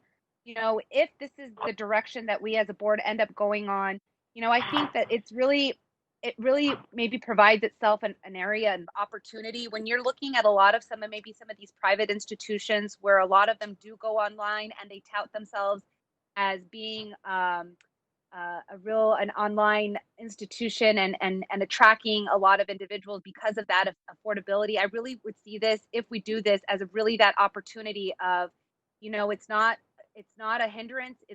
We're just changing the way that we're operating and thinking. And because we still maintain that we are truly the best value in town and we have the best instructors and offer the best education in town, I think this is really something that would benefit the college. And so if we look at it that way, and if we even message it that way, I think that is something that would be very much a plus for the institution, right? You don't want to take away that in-person teaching and education. You can't pass that, but this is another opportunity, I think, to expand the wonderful institution that we are. So those are just some thoughts as we move on. But thank you for that presentation. Thank you, Ms. Sanchez. Additionally, what we're looking at is, our students, we traditionally charge a distance learning fee for our courses for students that choose to do that. We waived that fee this summer because many of our students didn't choose to register for online courses. Our recommendation to the board would be to do the same for the fall, in light of the fact that many of these students, so in addition to being the best value of higher education in this community, we would also be lowering the fee for those particular courses, including the students who were registering for a traditional online course. So we would be reducing that because they didn't have that option. I agree. I give a lot of credit to our beginning with our faculty, but the staff, in particular in IT and all the support service areas that transitioned to ensure that we were able to continue to provide services to our students. We continue to see the results of that. We continue to get better at it, and we will continue to improve so that we make sure that students, that we are by far the best value, and that we continue to provide them the kind of relationship with our faculty and staff that they come to expect. Dr. Serrata, I have a question. Please, Dr. I guess my concern is, and definitely I appreciate the presentation, but the concern that I have is how are we going to ensure that our faculty are doing sufficient outreach to our students that, we don't lose them or lose the gains that we have made because they're out there on their own. No, Dr. Graham, and I know that Mr. Smith is, I know that Dr. Amaya and Mr. Smith and their teams are working on this and continue to work on this. Part of what we're doing is we're planning additional faculty development opportunities for our faculty. We continue to remind faculty, and they do a great job, but it doesn't hurt for reminders to reach out to students that are in their classes, so that they continue to have that engagement with the student. But beyond the reminders, we have a monitoring system in place that some supervisor is going to be looking to see where these students actually being contacted, because you have a very dedicated staff that are going to do that anyway, but then we have to make sure everybody on that same page reaching out to students to make sure that they're keeping up with everything, that they're not falling by the wayside. And I understand that training is critical to self-development, but beyond that, how are we as supervisors monitoring that is happening? Because we have a lot of people that are not here working right now. And what kind of tracking are we doing for the job that they should be doing from home? If they're assigned to work at home, who's tracking the work that they're doing? So together, there's enough personnel. If they're not here in the building, they should be somehow connecting with students to follow up. And that's my question, that how are we going to ensure that the students are being followed up so that we don't take it for granted that, that they're going to be making progress? It's a great point, Dr. Graham. So I'll begin, and then I'm going to ask Dr. Amaya to chime in as well from our instructional area. Part of what we did is we transitioned, in particular, and I've given examples. For instance, it's an easy example for me, but how does a cashier work work online, work virtually when they were used to being at the bursar's office and students coming up to them. So what we did is we transitioned. I'll give you two examples from the president's office, Sandra Gutierrez and Angelica Sano. Well, we transitioned both of them to focus on the calling campaign directly to students. So in addition to calling them and checking up on them, how are you doing, how is the semester, and then encouraging them to enroll for the summer and or fall. We saw the results of that. As I said, at one point, summer was down over 35%. We ended up 5% for the summer. So we're pleased with that. We're continuing that for the fall, but you're right, that's one way. But I'd ask Dr. Amaya how our as a dean, as our acting vice president, how the faculty are reaching out and communicating with students. So Dr. Amaya, can you chime in, please? Yes, sir. Thank you, Dr. Serrata and Dr. Graham. So I'll give you a quick update. There's several things that we've been doing. So we discussed this in leadership. We just had a leadership meeting, and this is a constant discussion. We have this as a standing item. A couple of things we've done. So we know that the faculty did the heavy lift in moving to the online format for the spring, and we had all hands on deck. Distance learning, IT, faculty support. We have a robust evaluation process. So we're going to continue evaluating the faculty. Students continue to do classroom evaluations. We're able to evaluate online courses. A few other things we've done. We've brought on a couple of faculty to serve as instructional designers over the summer and to support faculty as they build their online courses. We've increased Blackboard training opportunities.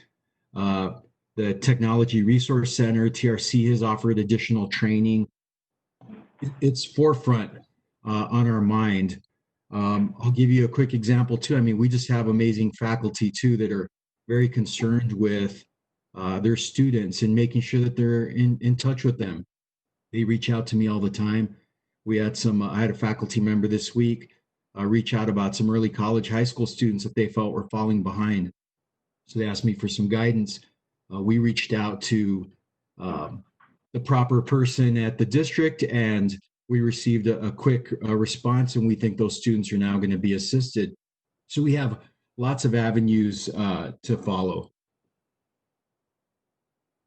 Okay, but I guess my question goes back to, and that's great that this is going on, but how are you monitoring? If you have 20 faculty or 50 faculty, how are you as a supervisor monitoring that those faculty are reaching out to students?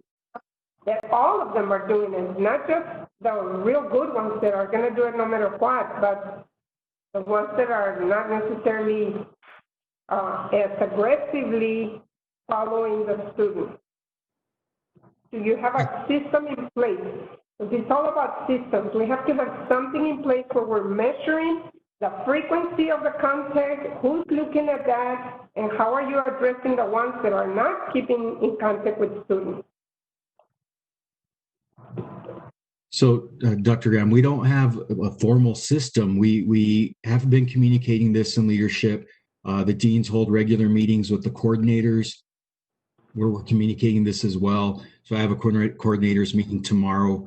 But a formal system doesn't exist. So we do stress that. I know then the coordinators then meet with the disciplines, and we stress this. It would be like if they would be in a face-to-face course. When students stop attending, when students are not necessarily doing what they need to do to keep up with the course, we encourage the faculty to reach out to them to help them catch up, to find out why they're not coming to class. It's pretty equivalent, I think, now that we're moving into the online format.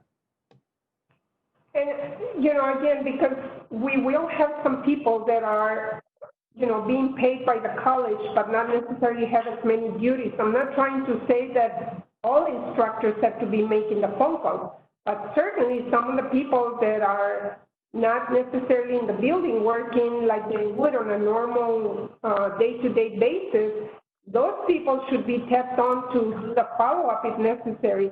We have to develop a system. It's got to be all about the student. We have to have systems in place. And I know that working with your teams, you will come up with something, you know. But I have another question, sir, on students that do come into the buildings, and we're going to have them, you know, follow certain protocols as far as, you know, face masks and things like that. Do we have a way that we're going to handle the ones that say, I'm not going to put on a mask? You know, do we need some kind of policy, I don't know, or something, that regulation that says, no, you will. If you're going to receive service, this is going to be the protocol. And the only reason I bring it up is because I've already dealt with parents that say, I'm not going to put on a mask. And you will provide that service. And of course, we have to come up with a protocol real quick. Yes, Dr. Graham, great points. So I will follow up with the team to ensure that we have a system. We do have those individuals that we transition. The calling campaign will not stop with enrollment. We'll continue to follow up with students to check on them. Truly appreciate the guidance. We are requiring masks. You're absolutely correct. This is something that has come up. Unfortunately, this has become somewhat of a political issue when it's really a safety issue. It's not, it has nothing to do with ideology. We want to protect everyone. And so we believe, based on my state meetings as well at the state level with the Campus Restart Committee that I serve on for Texas Association of Community Colleges, that we can require masks. If a student says, well, I don't want to wear a mask, well, then that student will not be allowed to be a part of that course. Can we put a little thing on our webpage? This is our protocol.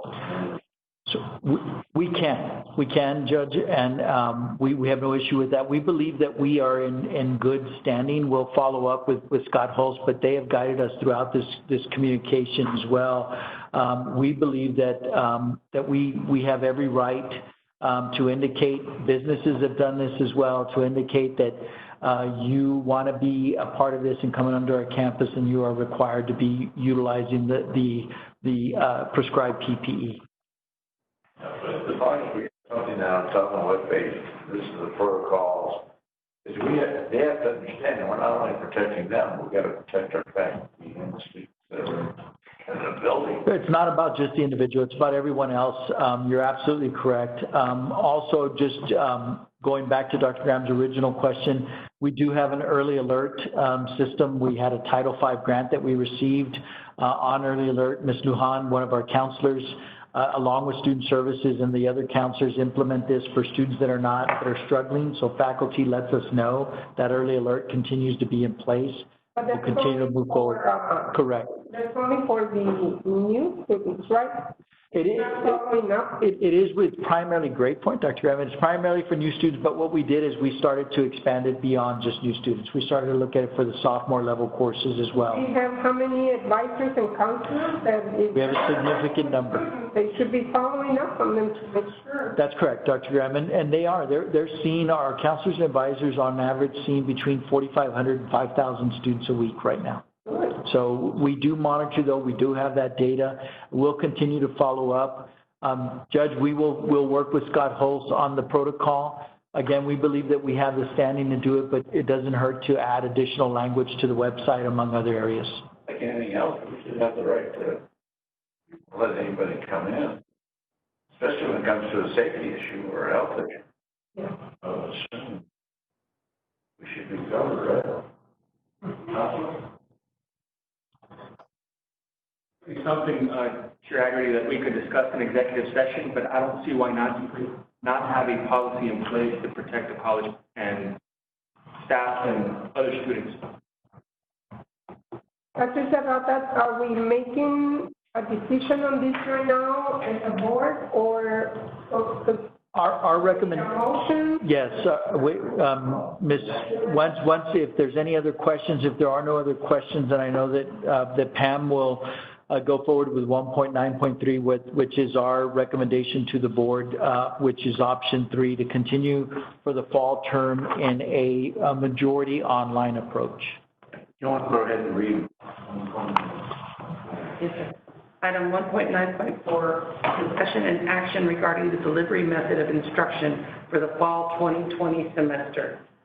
This is the suggestion that Dr. Surratt is making. He's going with number 3, correct? Yes, sir, Judge. Do I hear a motion? Motion made, Carmen Grant. Do I have a second? Is there any other discussion on what we were just discussing on the item where we're going to continue the online instruction for the fall? Okay, hi, Judge. This is Christina Sanchez. I just want to make clear, just for the motion, I am in agreement with the motion. It is to go with option number 3, which is the online majority presentation that was provided to the Board of Trustees. I just want to make sure that it's clear enough for record-keeping purposes. Any other questions? Pull the board, please. Mr. Uxer, Aye. Ms. Sanchez, Aye. Give me 1 second. Mrs. Rowe, Hold on real quick. Graham, Ms. Nahara, Aye. Ms. Pena, Aye. Mr. Haggerty. Aye.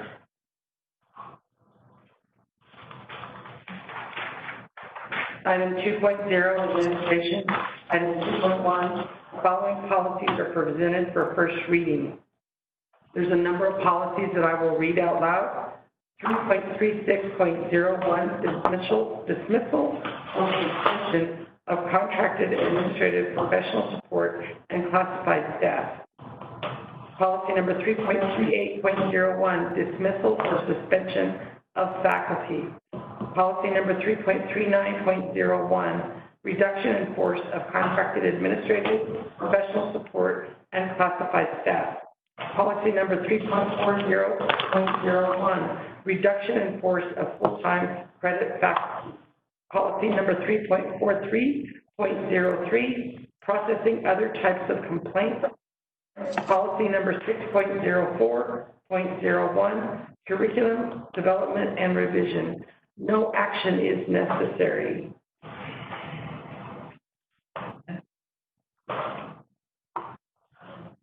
Item 1. Hi, this is, hold on. This is Christina. On item number 2.1, so just for my clarifications, because I'm not familiar with how this process works. So this is, I guess, these policies, as they were just read and have been provided in the backup, the purpose of that is to provide, I'm assuming, notice, I guess, to the public and to the board that these are proposed policy changes, and then we'll come back to do a formal adoption of them later once they continue on through the process. That's correct. Yes, ma'am, Ms. Sanchez. This is the first reading for the board. Let me a couple of things for context. We don't believe that we will have to implement any of reduction in force related policies, but we needed to work on the language of some of the policies, and we needed to add new policies to this. We have worked closely with Scott Holst, with Mr. Ortega, Ms. Marin, along with Dr. Pena, as well as the constituency groups. We do believe in shared governance. We've worked closely with them, Ms. Bell, Ms. Alarcon, and Ms. Gaither, worked with each of them on developing these particular policies. The process is that it comes to the board as a first reading, then come forward to the board for additional action. But we had to have all of these in place to be able to ensure that we protect the institution. Okay, with that, can I just point out a couple of things that I just maybe for consideration for the committee on the policies, and I'll do that very quickly. They're just very quick notes on page 2 of the proposed policy on the dismissal or suspension of contracted administrative professional support and classified staff. Under subsection B, adequate cause, subsection 3, there's reference here that says moral turpitude adversely affecting the performance of. I would just ask for consideration that it may be helpful to maybe define what moral turpitude is. I know that moral turpitude does have a very, there's a legal meaning to it, right? At least under the penal code, there's very much a penal code meaning, a legal meaning to it. So I don't know if it's worth maybe fleshing out what exactly that would consist of. And the reason that I point that out, because I think that we may want to point that out, because how would that then differentiate, I would think, from maybe subsection 5 when you're talking about unprofessional conduct. That's just one note for the committee's consideration. And then the other one is on subsection C, where we're talking about notice. Wait, I have a couple of other ones too. Under subsection C on notice, one charges, it says there, upon review of the recommendation for action from a subordinate supervisor or upon his own initiative, the appropriate VP or the college president may decide. I don't know, again, how this would really kind of flesh out, but I'm wondering if it's worth saying, like, in which circumstances a vice president would be the individual that is making that call or that recommendation versus the college president, right? And so the only reason I say that is that if there would be any sort of wiggle room or argument that the grievant would make that they are, somebody is maybe has favoritism, like maybe, they decided to go with this vice president because they don't like me, or for some whatever reason. I don't think that would ever come up, and I definitely trust our staff that would not happen. But I'm wondering if it's worth kind of delineating what would trigger either the vice president or the college president to do that. Again, that's just a consideration that I wanted to point out with that. And then the other one on the RIFs themselves, and I'm not sure if I got far along on this, but is it in the policy, or are there plans in the policies then to address how the RIFs will be, issued out in the event that a RIF would happen? We're not looking at one right now, but say, for example, you have two similarly situated employees, right? And you're looking at a RIF. Is your criteria that you're going to go with the person that is been here longer, that's been here shorter? And I'm just wondering if it's worth flushing that out, so to take care of maybe what may be perceived as any adverse action on a RIF. Those are just some of my general thoughts, very quickly, and that's all I got for now. Ms. Yes, Sanchez? ma'am, Ms. Sanchez. You, go ahead, please, Ms. Marin. I'd prefer you to jump in. You're right. Apologize, Dr. Serrata. Very quickly, it's a little bit confusing because some of the policies have procedures incorporated into them. 3.601 and 3.38 have procedures incorporated into them. We decided, in light of the TASB coming behind us at some point to look at all policies, that we would not substantially change what's there as far as procedure that's incorporated into policy. The plan is to separate policy from procedure consistently throughout the policies at some point when TASB gets involved. However, we do have procedures that apply to each of these policies that do set forth the specific criteria being used for consideration for RIF, all of the procedures that would be involved. So for example, 3.3601 has a 3.60110 procedure that accompanies it, and all of those policies, the revised ones and the new ones, have the accompanying procedures. Okay, so this is what I'm hearing is that this is like to have these in place for right now, understanding that they are still going to go through this review and with TASB. Is that correct? Is that what I'm hearing? Okay, so no. So these, we have this review now to enable the college to make decisions in the event it needs to make decisions on a reduction in force at some point. But right, but I'm sorry, I didn't mean to interrupt you. But these right now, we're just doing it as a first reading, right? So these haven't even been adopted yet. But No, I guess the idea is that it's going to come back to us for adoption to get us through whatever period that we need to get through, right? Yes, ma'am. So these are not adopted yet. They will be brought to you for a second reading and adoption next month. And then these will be adopted, and the college and the procedures will be adopted in accordance with those policies. And then later, because I understand that TASB is somewhere pretty far down the road, At some point, they will look at those policies and we may adopt changes, revisions, whatever to those at some point. Right now, we're asking the board to review them, to give us comment as you just did, which is very valuable.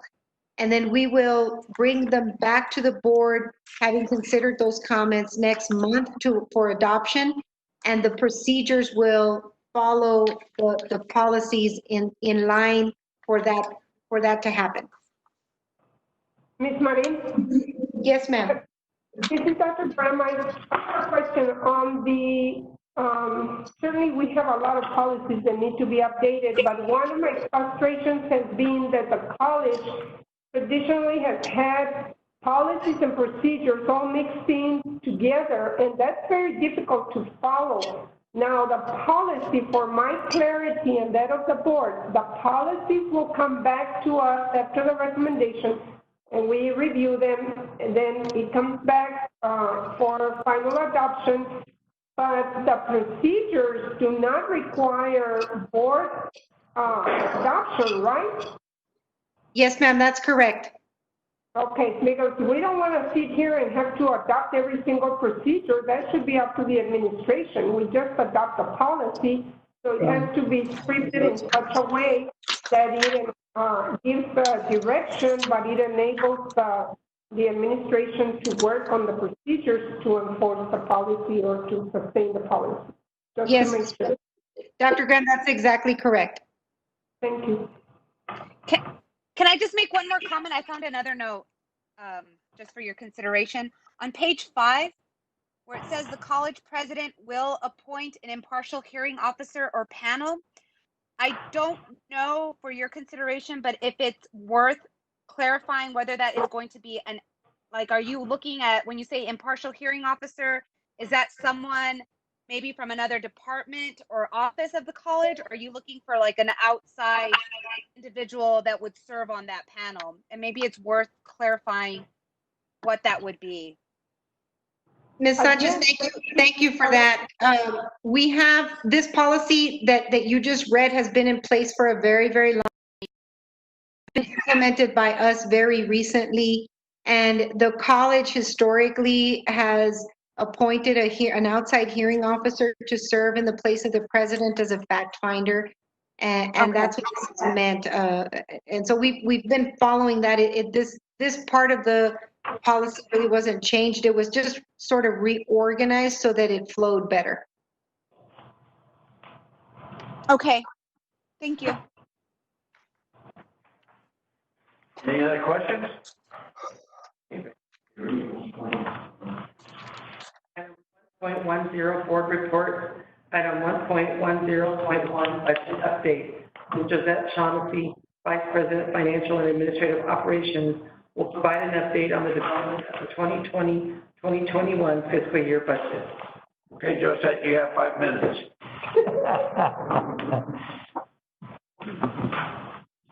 Just kidding.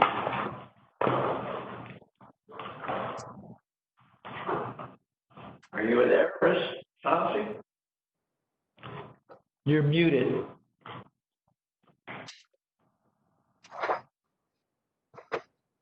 See?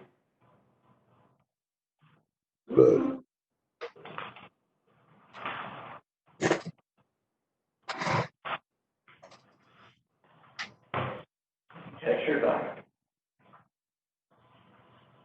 That's her desktop, so she's moving on it, Judge. There she is.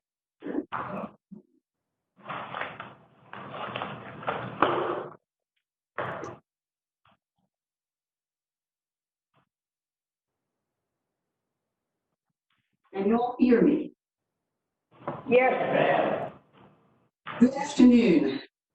Good afternoon, Mr. Haggerty, Dr. Sadata, members of the board, and members of the listening audience. Certainly this afternoon, I know that I stand between two and dinner, so I will try to get through this in about 5 minutes, but I'm not so sure I can do it in 5 minutes, but I certainly will try. So what has transferred since our last budget workshop on May the 14th And so the agenda for this afternoon is going to cover updates on the budget development process for fiscal year 2021, updates on the CARES Act funding, really brief, the fiscal year 1920 projected revenue and budget, the fiscal year 2021 projected revenue and preliminary baseline budget, and an update on budget strategies based on some of the good news we have received from the state just at the end of May. And then we'll finalize the presentation with next steps. So just quickly, since the last budget workshop, our budget office has been really busy in updating the baseline budget that actually, last time that I presented, we had a baseline budget about 147,168, and the baseline budget that I'm going to be presenting in just a minute was about $66,000 lower. And that accounts for some savings from vacant positions that occurred between the last board meeting, between the last budget presentation and May 31st. Meetings with the Vice President to review their respective budgets have been scheduled in the next couple of weeks. Our President will be reviewing and approving additional funding requests, assuming the funding is available. And those budget requests actually are included in the budget strategies. And this will happen during the June-July timeframe. We could look at another budget workshop by the end of June. I would recommend we have one for sure in July, because in July we will have our certified valuation, certified property appraisal by July the 25th.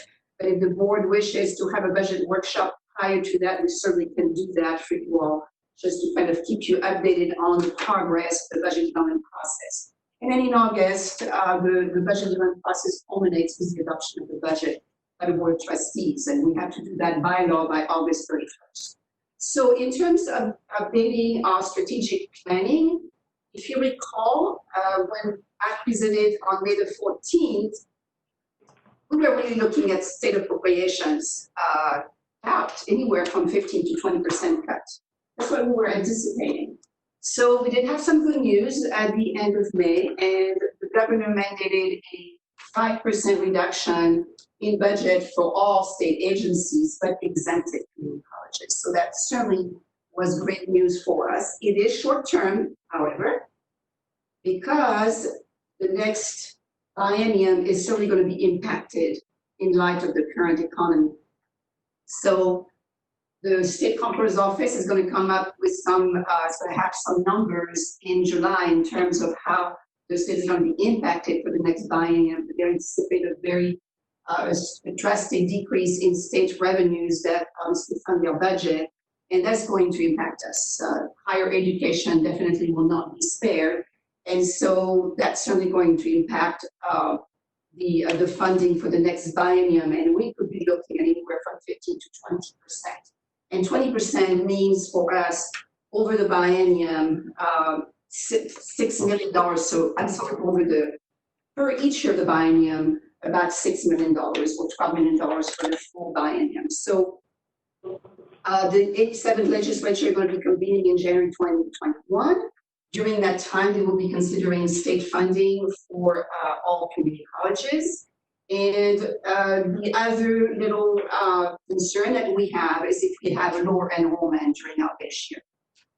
So unless the state considers a different period for the base year, unless our enrollment really increases by fall and obviously next spring, which will be representing our base year, then we could be looking at even lower state funding, because it's not going to be across the board reduction in state funding. Certainly enrollment plays a big part into our formula funding.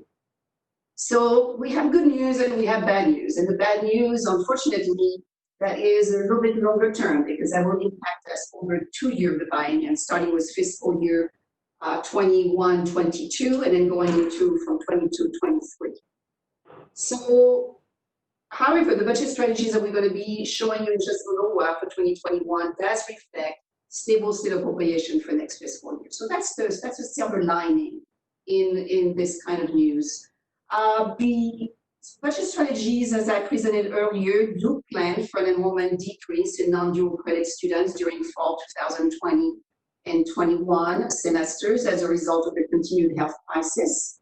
However, in light of the good news that Dr. Serrata shared with you a little bit earlier, our summer enrollment has increased by 5%. And we know that summer enrollment in the past has been a very good gauge for fall enrollment.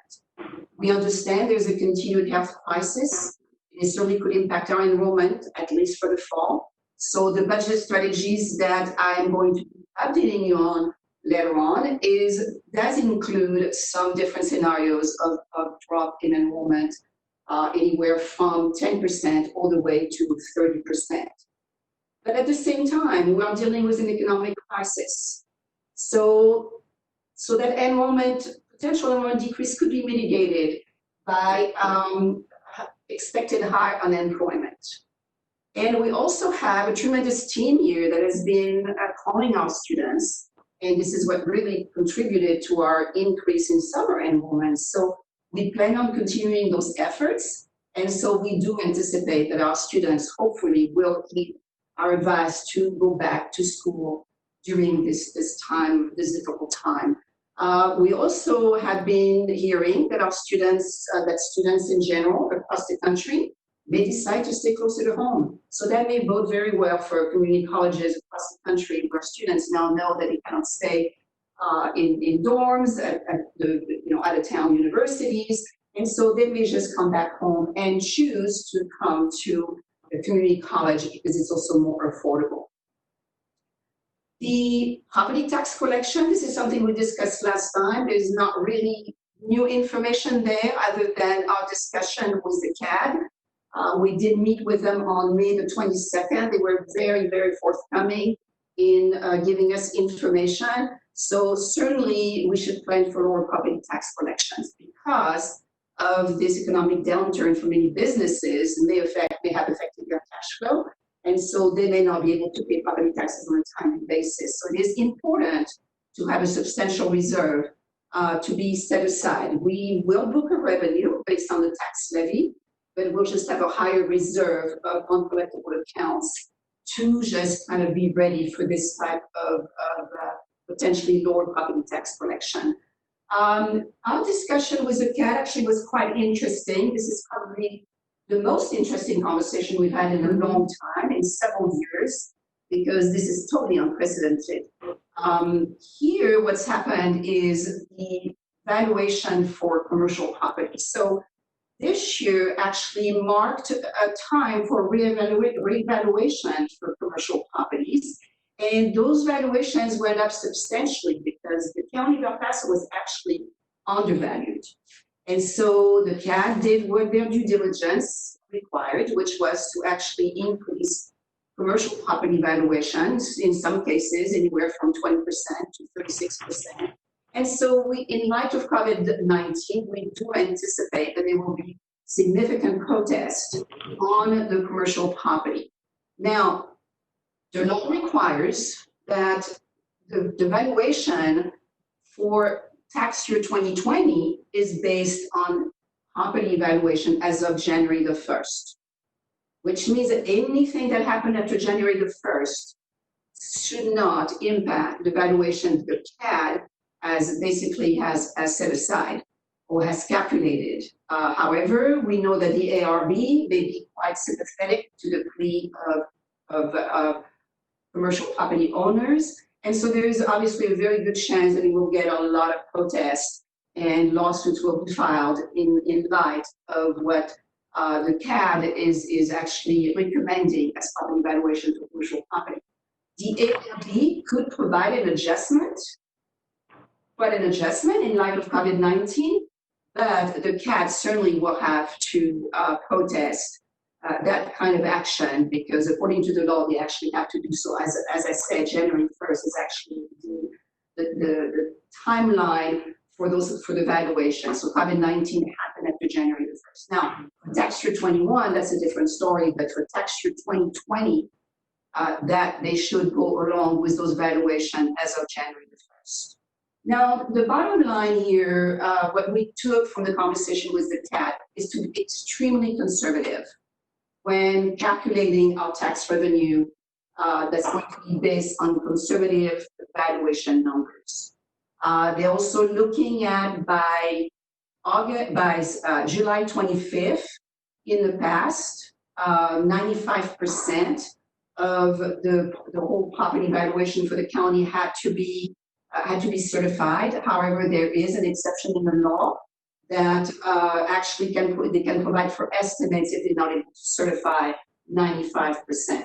So with that in mind, they probably are going to be very conservative, and they're probably going to look at a discount rate about 2.8%. In the past, they probably used about 2.3, 2.4%, and here they are looking at 2.8% plus an adjustment for the commercial property. So that could be significantly discounted, and so when that happens, what's going to happen is going to impact our effective tax rate, or the new no tax revenue rate, as they're going to call it for next year, according to the new state law. That could significantly impact our effective tax rate. And it's a little bit of a concern because, as you know, as our property valuations go down, then that causes for our effective tax rate to go up. Because our effective tax rate is a tax rate that yields the same amount of revenue as the previous tax year on those same properties. So if those same properties do go down in valuation, that property tax rate, the effective tax rate, is going to have to go up. So we don't want it to get too close to 15 cents because that is our cap. And if our effective tax rate were to be above 15 cents, we would end up losing some tax revenue. Now, not to say that's going to happen, but we just need to be in touch with that. We need to just be aware of that fact. This is totally unprecedented, as I mentioned earlier. So our tax revenue in the different scenarios that I have been providing at the last budget workshop and at this workshop still include some pretty conservative number. The revenue itself that you're going to tax revenue that we have calculated for each one of the scenarios. Number one includes a reserve about $900,000, just in case we have some significant refunds.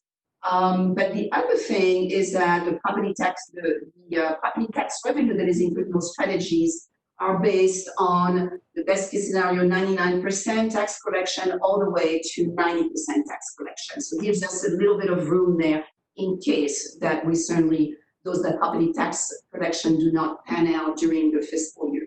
We collect in general 99%, even a little bit more if you consider penalty and interest that is assessed during the tax year. Interest income has become in the last couple of years a fairly significant source of revenue for our budget.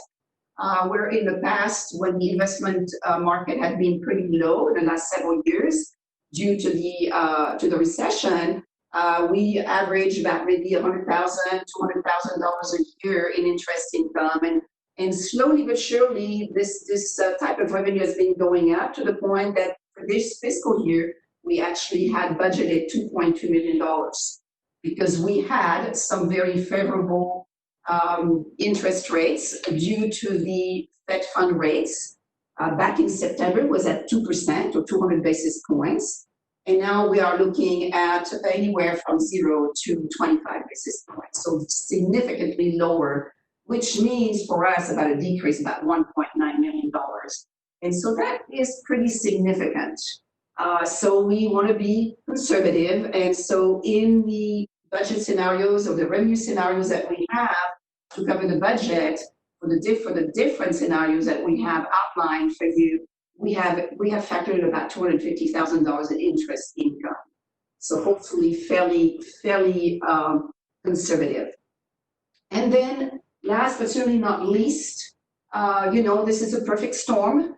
And so when we are looking at continuing to implement GASB 68 and 75, and in particular, GASB 68 because it relates to pension liability and the pension fund, the state pension funds are heavily invested because it's a very large amount, and are heavily invested in the different, safe, what do you call it, vehicles, investment vehicles. But if they're looking at a discount rate of about 8%, and now they're down to more like 2 or 3%, obviously that's going to be significant for to bring that unfunded liability much higher on our books.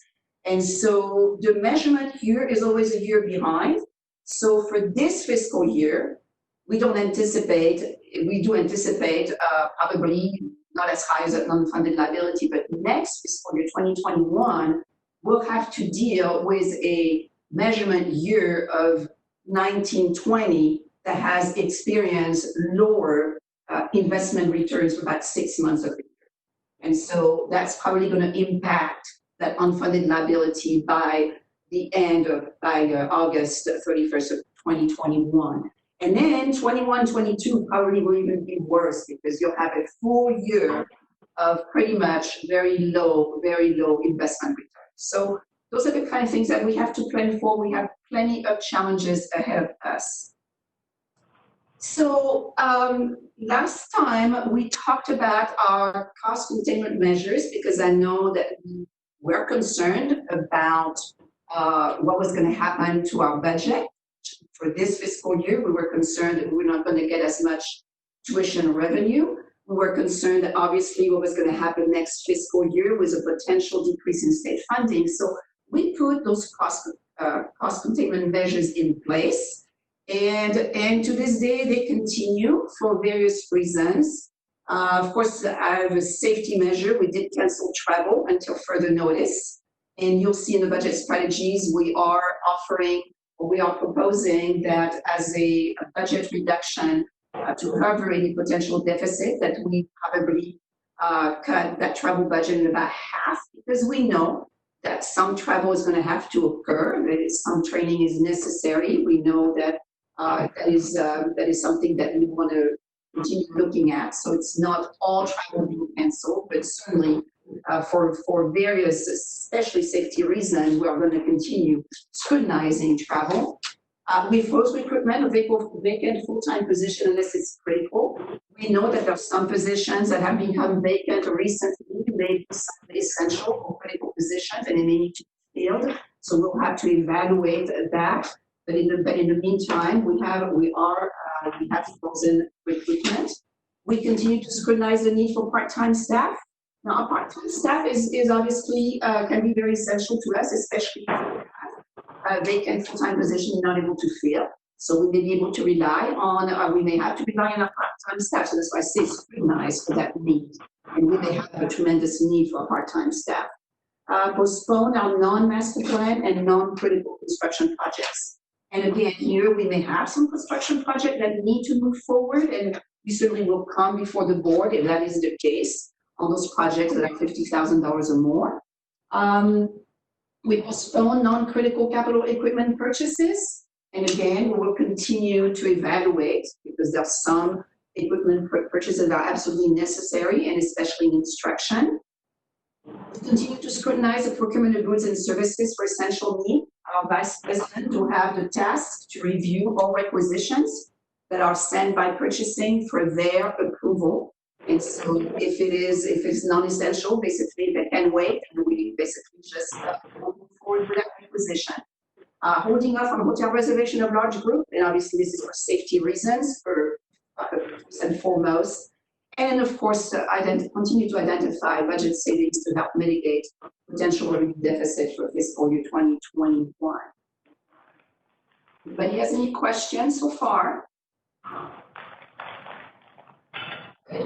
Okay, so, yes, sir.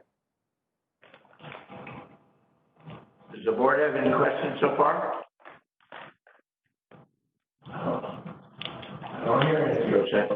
I guess my only question would be regarding the frozen positions. Like, are they going to be evaluated later on to see when they can move forward or proceed with the hiring of vacant positions? Absolutely, Dr. Graham, absolutely, because you'll see under the budget strategies, depending on where we stand in terms of covering our budget, we may not need to freeze those, all of it. We may be able to, we certainly have to find a way to probably being able to fill those essential critical positions. So absolutely, and in fact, we're talking about evaluating them between now and August. So that's a process that will be, and we've been talking about it at our cabinet meetings. It is obviously of great interest to all of us because a lot of some of these positions do need to be filled. There's no doubt about that. Thank you, ma'am. And then we'll get another update on that? Excuse me, ma'am? Will the board get an update on that when you reevaluate the pending or petitions? Yes, ma'am. Okay, thank you. You're welcome.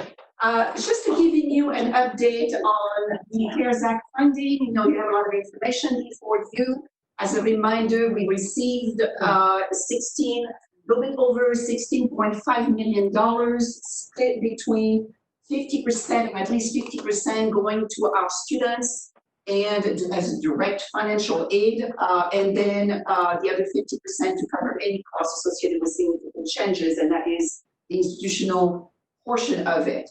In addition, as a minority institution, we received $1 million in supplemental funding to the tune of a little bit over $1 million, $41,756. And that does not have as many restrictions as the basic CARES funding, and I'll talk about that in just a minute. Just an update on where we stand on the CARES Act funding for our students. So 50% of the student aid was a little bit over almost $8.3 million. And as I mentioned last time, it was designated only for students who have applied or are eligible to complete the FAFSA. And financial aid did a great job in developing a process for disbursements to students. And the plan that we had in place was to distribute no more than $750 per award, no more than that. And they had obviously to comply with an application process and be eligible for the different, there were some different tranches of funding, not to exceed $750. And 30% of that, 30% that was available for spring semester students, out of 4,657 applications, 3,519 approved students have received funding for a total of over $2.5 million. The other 30% available for the summer semester students, out of 3,084 applications to date, 761 approved students have received funding for a total of over $1.2 million. And so we are going to be at the point, we continue actually receiving application, and up to, because 50% of that would represent another $2.5 million. So we're still working on that towards that. The other 30% available for the fall semester, that will open up in July of 2020 for our students to apply for. And then the remaining 10% will be available for additional demand during the academic year. In terms of the institutional aid, we are in a very, in a process. It's actually a pretty expensive process, pretty time consuming, because here you're having to, it's a little bit more complicated. Your direct aid to students pretty much is one part of money. It's for one, pretty much one purpose only, which is direct student aid. When it comes down to the institutional aid, it's a little bit more complicated because here we're going to have a variety of expenses that we can get reimbursed for from that $8.3 million. And so the job here is to track all the technologies, hardware, software, training, purchased to deliver effective online education to improve and enhance our students' learning opportunities. We have to track any refunds that were made to the students because of class cancellation.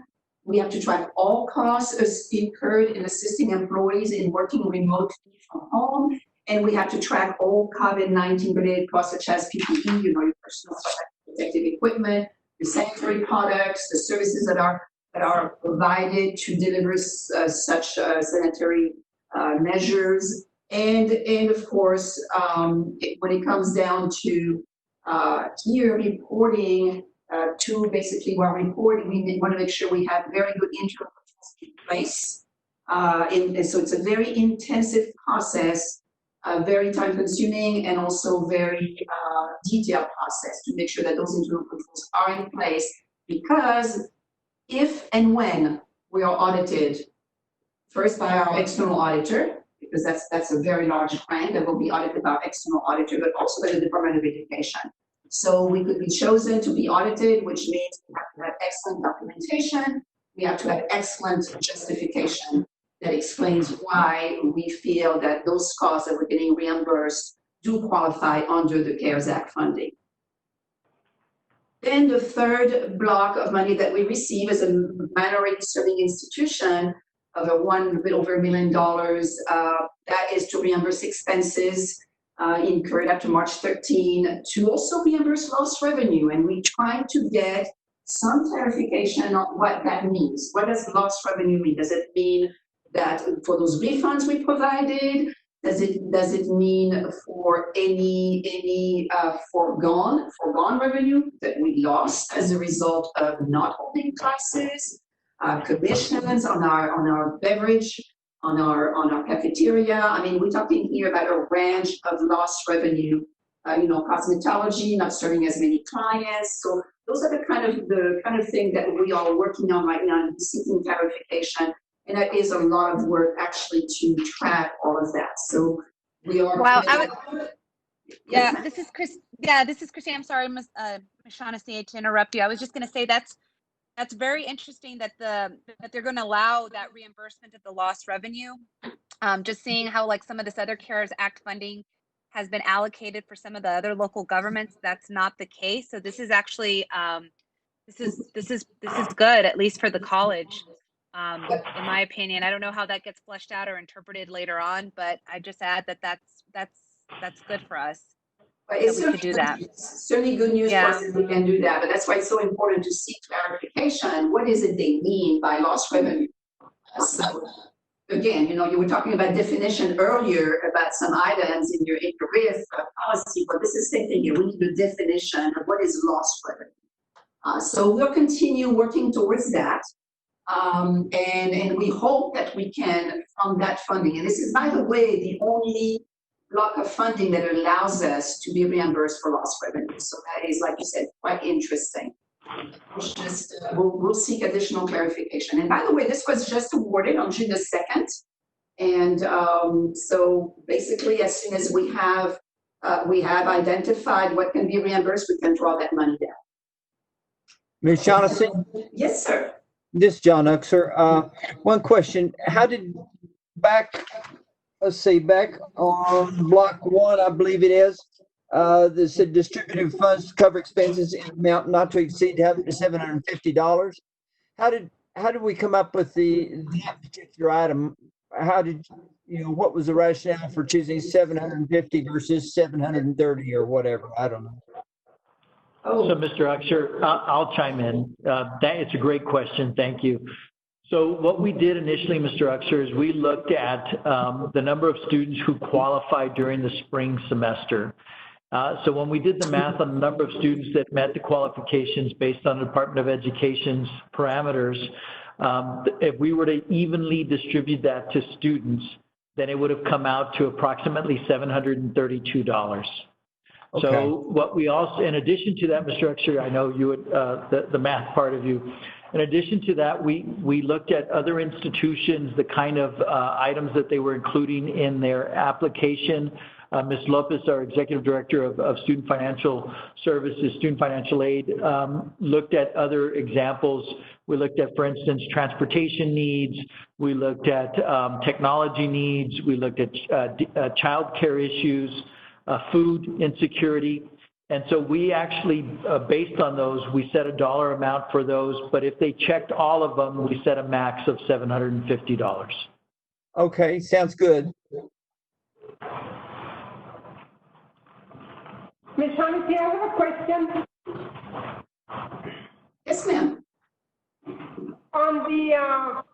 for this last CARE-X, is, the lost revenue. Yes, If ma'am. we were to have a reduction in the number of students that enroll for the fall, can we use any of that money to increase the recruitment of students? Or, provide some incentive for them to enroll? So one of the caveats in using, now I don't know about this particular funding on the 1,041,000 because it is not as restrictive. For sure, the second block of the institutional aid portion, we cannot use any of that money for recruitment purposes. That's the clarification. We on this 1,041,000. It will still have some very vague guidance, so we're going to continue asking, but we certainly, the lost revenue, if we do have a lost revenue, we may be able to claim that and then use other monies that are not CARES funding for the recruitment, for example. But we probably cannot charge, I'm pretty sure we cannot charge, I don't know about the 1,041,000, but I'm pretty sure we cannot charge costs related to recruitment, certainly for either the first or the second block of the fund. But we'll follow up on that, Dr. Graham. I did send an email to Mr. Elliott today wanting some clarification on the lost revenue, and then we'll look at the expenses and see what is actually included in there. In the past, well, for the other funding, we know we could not use recruitment as an eligible expense to be reimbursed. But we'll follow up on that, Dr. Graham. Okay, just because I was thinking maybe we could use some of those dollars to incentivize the students to enroll, by getting their first class paid or something like that. Now, we certainly can use the second part of the funding and the MSI funding for additional aid to students. That we can do. And we can also help them with technology. So it's really, the first block of the funding is a minimum of 50%, but we certainly can allocate more funding from the second block and this MSI funding. And Dr. Salata, correct me if I'm wrong, but I believe you can do that. That's correct, Ms. Sanderson. I just want to make sure we don't send any money back. We will not. Or leave it on the table. We do not want to send any money back. In fact, we want to try to stretch this money as much as possible. So we want everybody to be very conscious. Just because we have that money doesn't mean we just spend it without being very careful how we spend it. So we do want to also stretch because we know we have tremendous needs. Thank you. Thank you.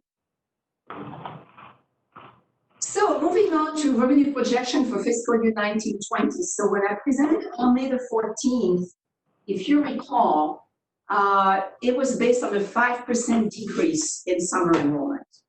And that is, that's the nice thing about an update when you have good news. We try to start with, not really a great picture, and then as things kind of move along, and here that's exactly what we've done because we've been so successful with those student calling campaigns that now we are looking at projected revenue that are slightly higher, probably about $500,000 higher than they were last May when I presented on the 14th. And so I don't know if you recall, but when I presented on the 14th, the variance amount on the projected revenue for 1920 versus the adopted budget was about $1.3 million in shortage. Here we are down to $734,000. So, and the reason why we're showing that to you is because we also want to show you our ability to be able to cover our adopted budget of $147.8 million in terms of expenditures. So the good news here is that we were able to increase the enrollment, and it certainly bodes well for next fiscal year, but also in terms of how we're going to end the fiscal year for this year. We want to try to set aside as much as possible at the end of this fiscal year so we can replenish our fund balance in case we get hit with another huge unfunded liability for GASB 68 and 75. So remember that any increase of revenue over expenditures, basically any surplus, goes into the fund balance. It's one time. This is not something you can move on to the next budget because it's one-time kind of funding.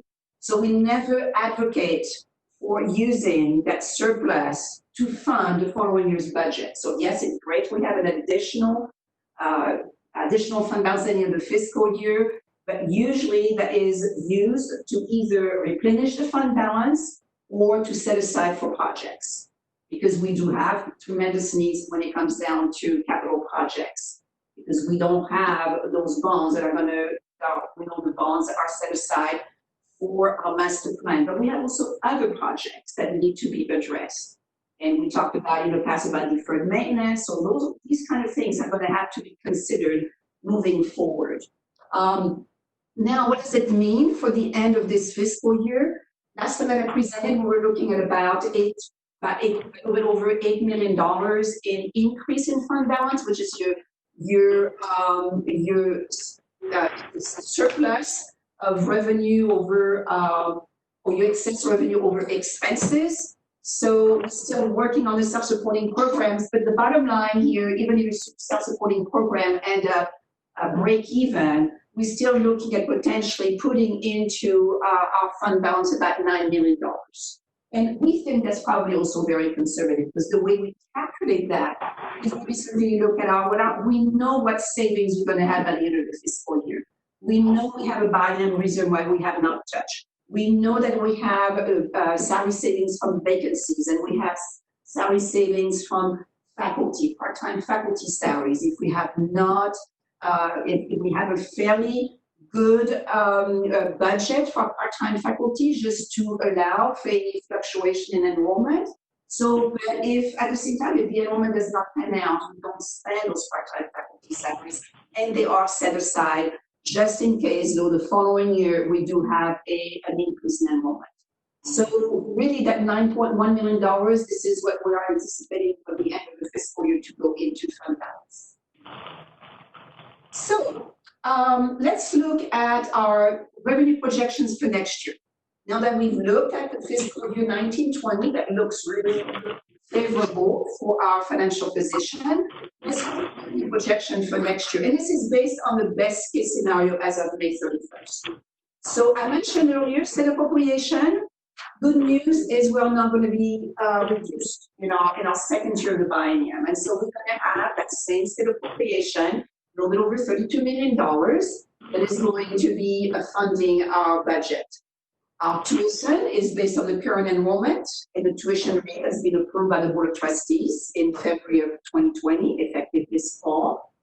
The revenue from tuition and fees, though, has been decreased by distance education fees, and that is to account for the fee waiver if the board approves. And at the time, we did not know yet what was going to happen. But now that we know that we're looking at an online, mostly online instruction during the fall of 2020, we are recommending that we do waive the distance education fees for those students that were asking to go online. And that represents about $686,000 for the fall semester. So it's substantial, but at the same time, it's the thing to do, okay? So the other thing is the revenue from the tuition and fees also has to account for the continued shift in our enrollment demographics. We're going to have 3 new early college high schools that are going to come on board in the fall. And so we have to always account for that. The thing is, if those additional additional dual credit and early college high school enrollment is offset by your paying students, then we can look at a much better equilibrium, but that has not been the case in the past few years. So we continue seeing a little decrease in tuition and fees over time that we have to adjust every year, but that is adjusted down in our revenue projections. The property tax revenue, as I mentioned to you earlier, has been pretty much discussed with the CAD, and it's a conservative estimate at this point. It is based on the preliminary taxable valuation that we received at the end of, this is May, at the end of May, $48.6 billion. So this is as compared to $45.3 billion for fiscal year 19-20. Now the $48.6 billion does include $812 million of new property. And so that's obviously factored into the calculation. And then that preliminary taxable valuation allowed us to calculate a preliminary effective tax rate of 13.4194 cents per $100 valuation. Now again, that taxable valuation is really based on those commercial property that have been pretty much upgraded in terms of valuation. And so that we expect that will go down. By the time that everything is all said and done, as of July 25th, that $48.6 billion is going to go down. But that is yielding an effective tax rate of a little bit over, 13, less than 13.5 cents, as compared to 14.1167 cents, 67 cents per $100 valuation. So the property tax revenue you're going to see in just a minute is based on these calculations. And then I talked about the interest income based on projected interest rate, and this is 25 basis points. Hopefully, we're not too little here. And so, but as you can see, it's been down from 200 basis points or 2% in September of 2019. So, looking at the numbers, this looks a little bit better than from last time. Because of our state appropriation, the best case scenario here, though, we basically had put, flat state funding. Here, what you see is an increase in pretty much all major sources of revenue other than other income. And other income is mostly to account for interest income. So the state appropriation are going to remain at $32.1 million. Overhead recovery here is fairly conservative because we did get the CARES Act funding. We are allowed a 42% overhead recovery rate if we have any salaries that are being charged to that grant. At this point, we don't know that, so we just pretty much kept this overhead recovery the same way we expected it to pan out for this year. Tuition and fees here reflect the new tuition rate, adjusted also for distance education fees that I mentioned earlier. Your property taxes here is based on that preliminary valuation of the $48.6 billion and the 13.41 cents per $100 valuation, or an increase of $2.9 million. And again, I want to make it very clear here, the extra property tax revenue of $2.9 million here is truly based on our current valuation. It is not because we are increasing any tax rate. And then the other income here, as you can see, that's the one that's taking a beating here, $1.9 million because of the interest income. So overall, taking into consideration our self-supporting programs that are pretty much staying the same for right now, we'll be evaluating that through the rest of the fiscal year. But we are looking at projected revenue of $151,438,706, or an increase of about $3.6 million over this fiscal year. So, Ms. Shaughnessy? Yes, sir. Ms. Shaughnessy, real quick, maybe I missed something out of this. I apologize, but no problem. Looking at projected property taxes going up, does that take?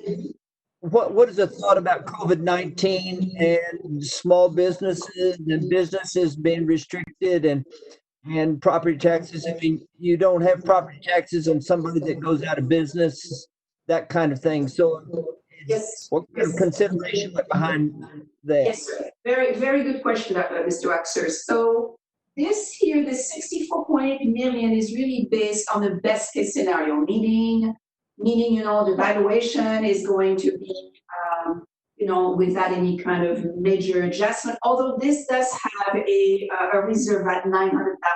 So I do have a reserve at $900,000 here, but this does not take any consideration, any reduced property tax collections. And so that is what we are factoring in the budget strategies that I'm going to be showing you as updated from last time we presented.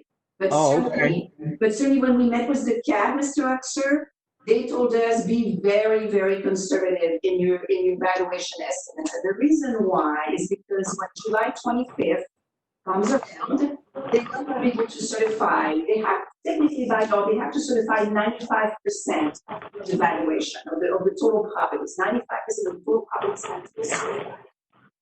Because they do anticipate quite a few protests, they do anticipate adjustments from the ARB, even though, according to law, January the 1st of 2020 was the cutoff for any kind of adjustment for any reason. So here we're not talking about a natural disaster.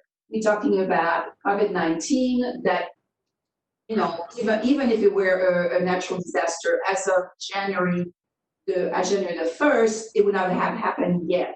So what the CAT told us is that according to the law, the valuations that are in effect should be on those properties as of January the 1st. Anything that happened after that has to be accounted for in the tax year that is 21, not 20. So here we're dealing with a tax year that's going to be 2020. So there is a good chance that the ARB will be very sympathetic to those property owners, the commercial property owners, and will just basically grant some adjustments.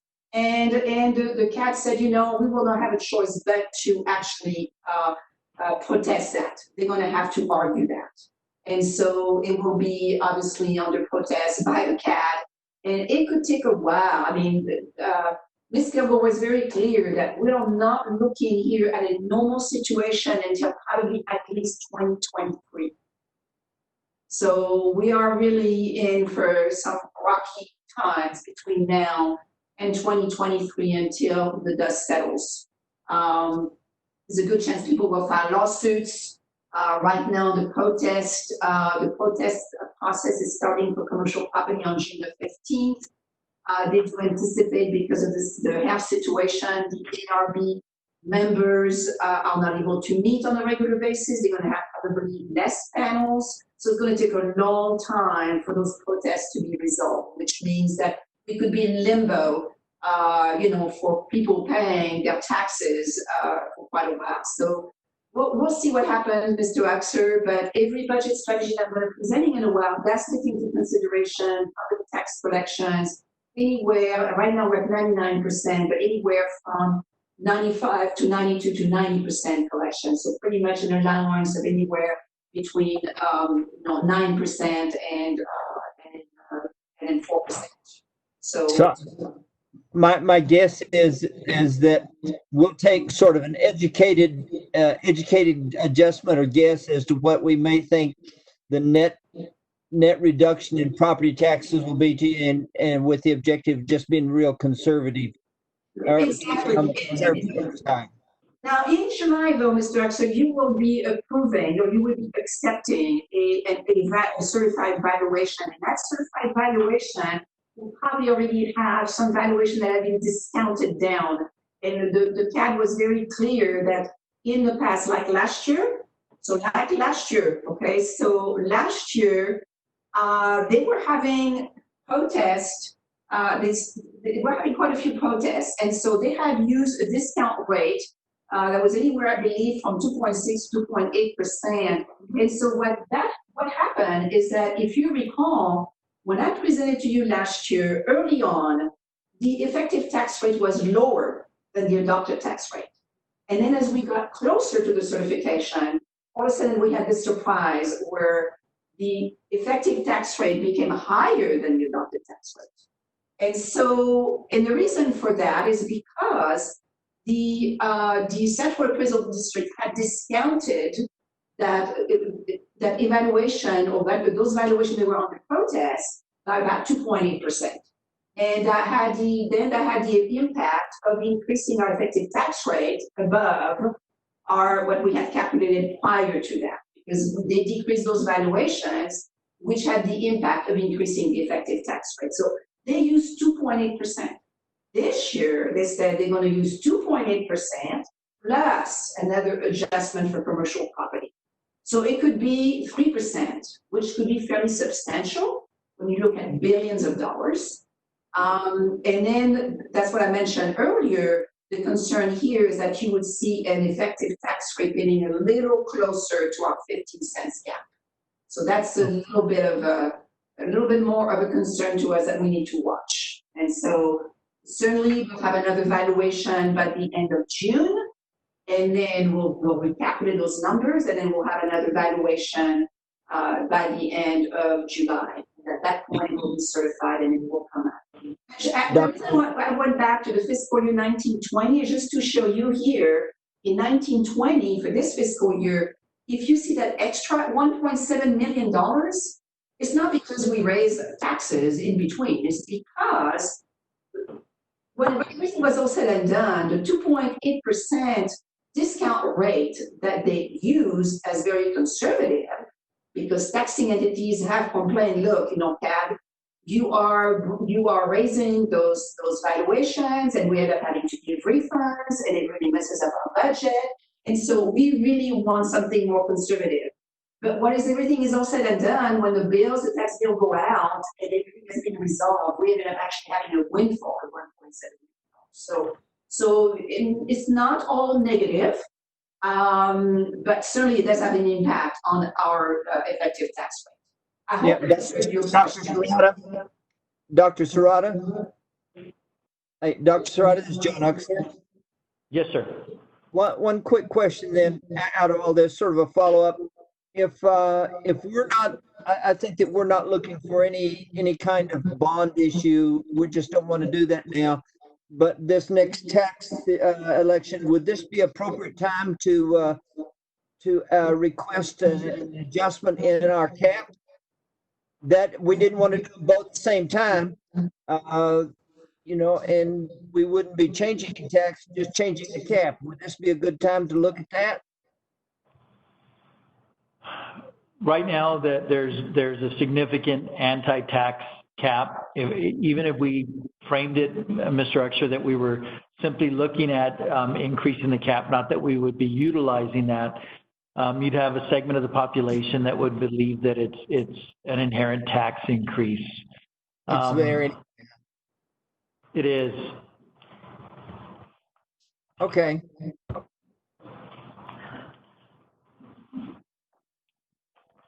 Thank you, Mr. Uxer. So the next few slides, you've seen those before, so I'll just move on very quickly.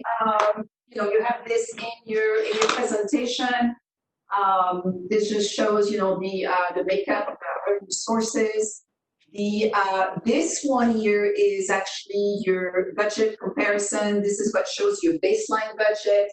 Something like this that you saw last time on May the 14th. Actually, the baseline budget was $147,168,000 and some cents and some dollars. And so here it just went down by another about $66,000 or so. And it's really this to account here for any adjustments that we've made to the baseline budget to account for any resignations or retirements that occurred after we reported to you in May. Because we reported to you in May, it was as of April 30th. So since then, we've had some adjustments to the budget to account for these positions. Then we're lowered to the highest of the entry level. And we do anticipate, by the way, for this to continue. I mean, if we do get additional resignation or retirements by the end of August, then you are looking at this baseline budget actually to go further down. Again, we're dealing here with baseline budget. And that doesn't mean we don't have additional needs. We do, and that's what I'm going to show you in just a while under the budget strategies. But here's this truly comparing a budget as same budget to the way it was adopted to the way it is now. We did not cut anybody's budget. It's truly related to those positions that have become vacant. I want to make sure here that Ms. Tellez does not get blamed for cutting anybody's budget. This is just another budget comparison by function. This is the way you actually approve the budget at the end of August, and just to show you a different sort. All of the next slides, I know last time we kind of flew over pretty quickly, and this is basically the same information that has been updated, the same information as last time. So I don't know if anybody has any questions over these before I get to the core about just to kind of update you on the budget strategies. Anybody has any questions before I go over to the budget development strategies as updated?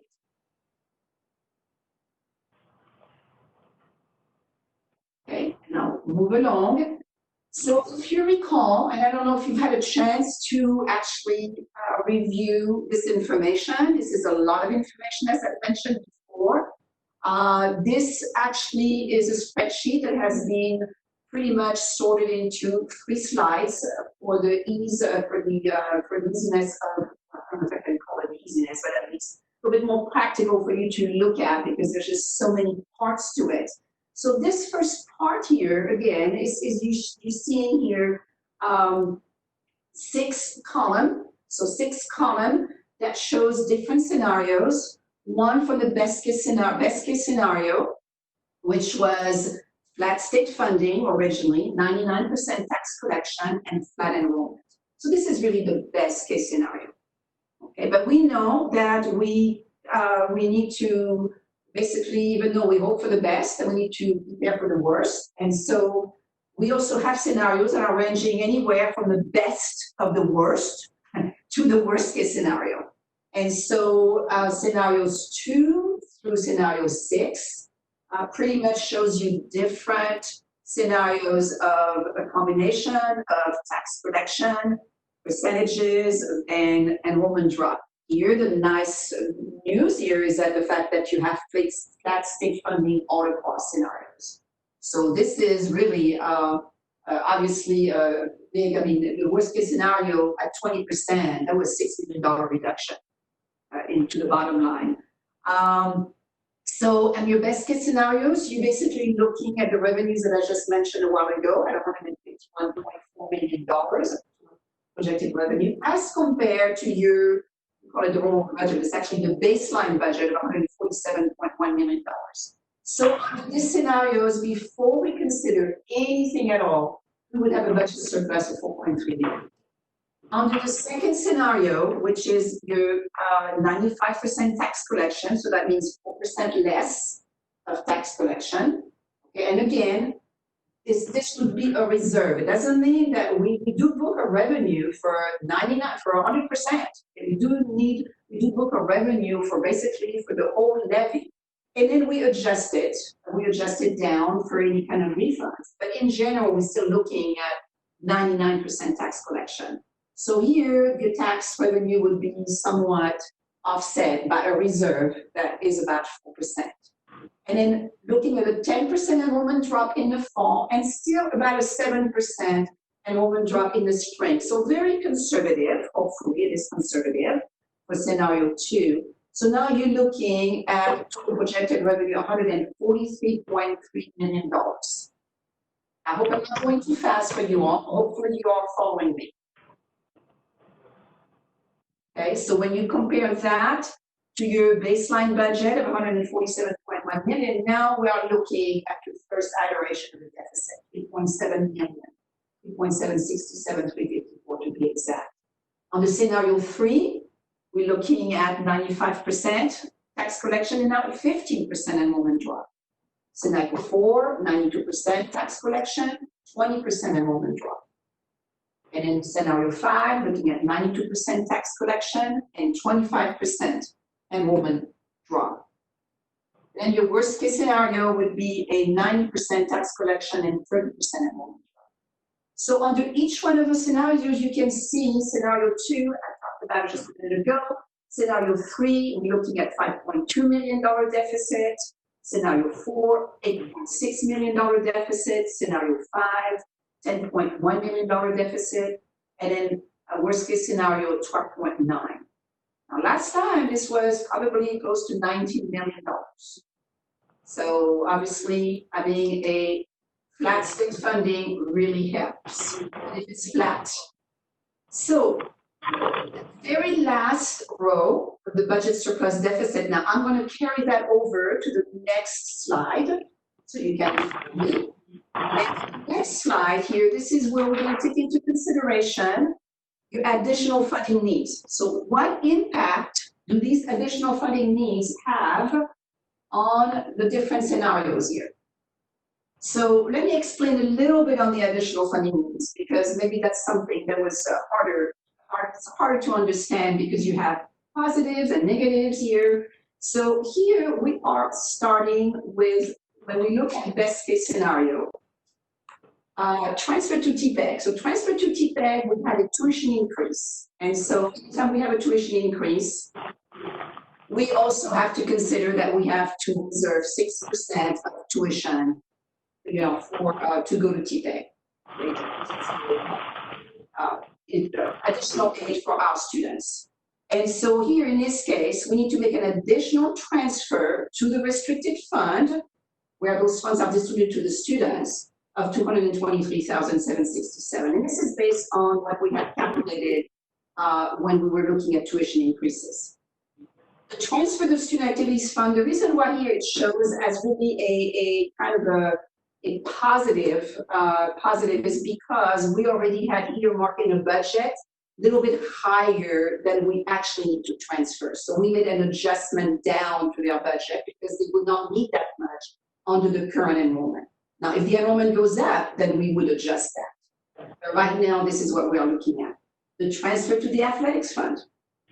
If you recall, when the board approved the tuition increase, the board also approved an additional allocation to the athletic fund to the tune of $2.50 per credit hour. And that translated into an additional $779,000 allocation to the athletic fund.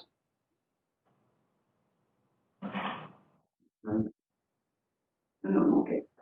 So this is the net actually between what was needed versus the budget. Okay. So we needed to do an additional $779,758. Overhead, $505,970. Here, this is reflected as an additional funding need, and this is to take into consideration any additional electricity for the master plan projects, additional janitorial services, and I think insurance was also one of those. So that we needed about $500,000 for overhead. And then new facilities, this had to do with pretty much accounting for a whole year of prorated costs that were prorated this year, but now we have to account for it plus Rio Grande. So when we yes, ma'am. Are we going to see any reduction in that overhead, being that we're not going to be making full use of the buildings? So is there plans to have a reduction there? So this is a question that actually I have asked on a regular basis from Mr. Lobato, our executive director for fiscal plans. So the issue with that is it's really hard to just shut down operations. It's just really difficult to do that. You still, especially if you still have essential people here on, we don't close entirely the building. We don't take out of commission an entire building. So according to him, not really. That may be something that we do monitor, definitely. So if we're not in the office, for example, we don't need to have our thermostat at 72. It could be maybe higher. But you still have to operate the chillers. You still have to operate the different mechanical systems that we have to keep everything cooled and heated. And we still going to have some operations going on. So it would be nice. That's true. But we still have to maintain our grounds. So we still have to water in the summer, unless we want to have a complete desert. And we certainly don't want to do that. So it is a very good question, Dr. Graham. But unfortunately, based on what I have heard from Mr. Lovato, probably not significant savings. But it is a very good question, because that was my question too. So when we look at the total, I hope I answered your question, Dr. Graham. Yes, ma'am. So when we look at total additionals for all, so let me talk about on scenario 2, because you're going to see the numbers are a little different. So if you have a decrease in enrollment, that means that you're going to have a decrease in tuition. Therefore, you're not going to transfer to TPEG as much. So here what would happen is we actually would have a cost reduction in that transfer to the TPEG, because the TPEG is based on 6% of tuition, resident tuition.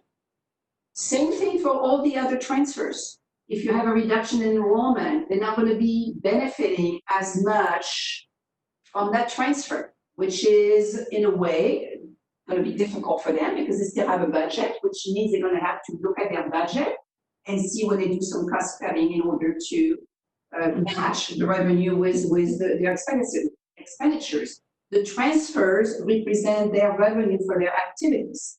So as you progress through each one of those scenarios, you're going to see that your transfer, for example, the athletic funds is going to be less because we're having a decrease in enrollment.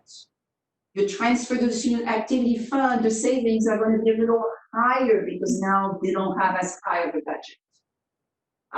Now, if you notice, your overhead is going to be the same and your new facilities funding is going to be the same.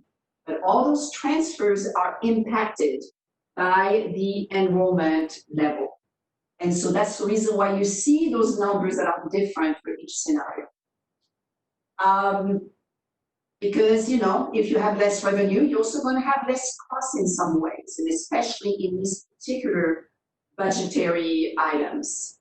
Now, when we look at the total additionals for all of these cases, those scenarios, you notice that they are a little bit less as you get to your worst case scenario. So let's look at the very last row, the budget surplus or deficit after additionals. So now to the best case scenario, you're going to have still a budget surplus of 1.8 million. And, the recommendation here would be that this would go into reserve, assuming it's not being used for anything else, but it goes into reserve. The biennium reserve, we're going to need it. We're going to need it, especially that we are going to be cut by the state in the next biennium. And in the past, whenever we've had those reserves, it really has helped us mitigate any revenue loss. The scenario 2, now you're looking at a budget deficit of $5.5 million.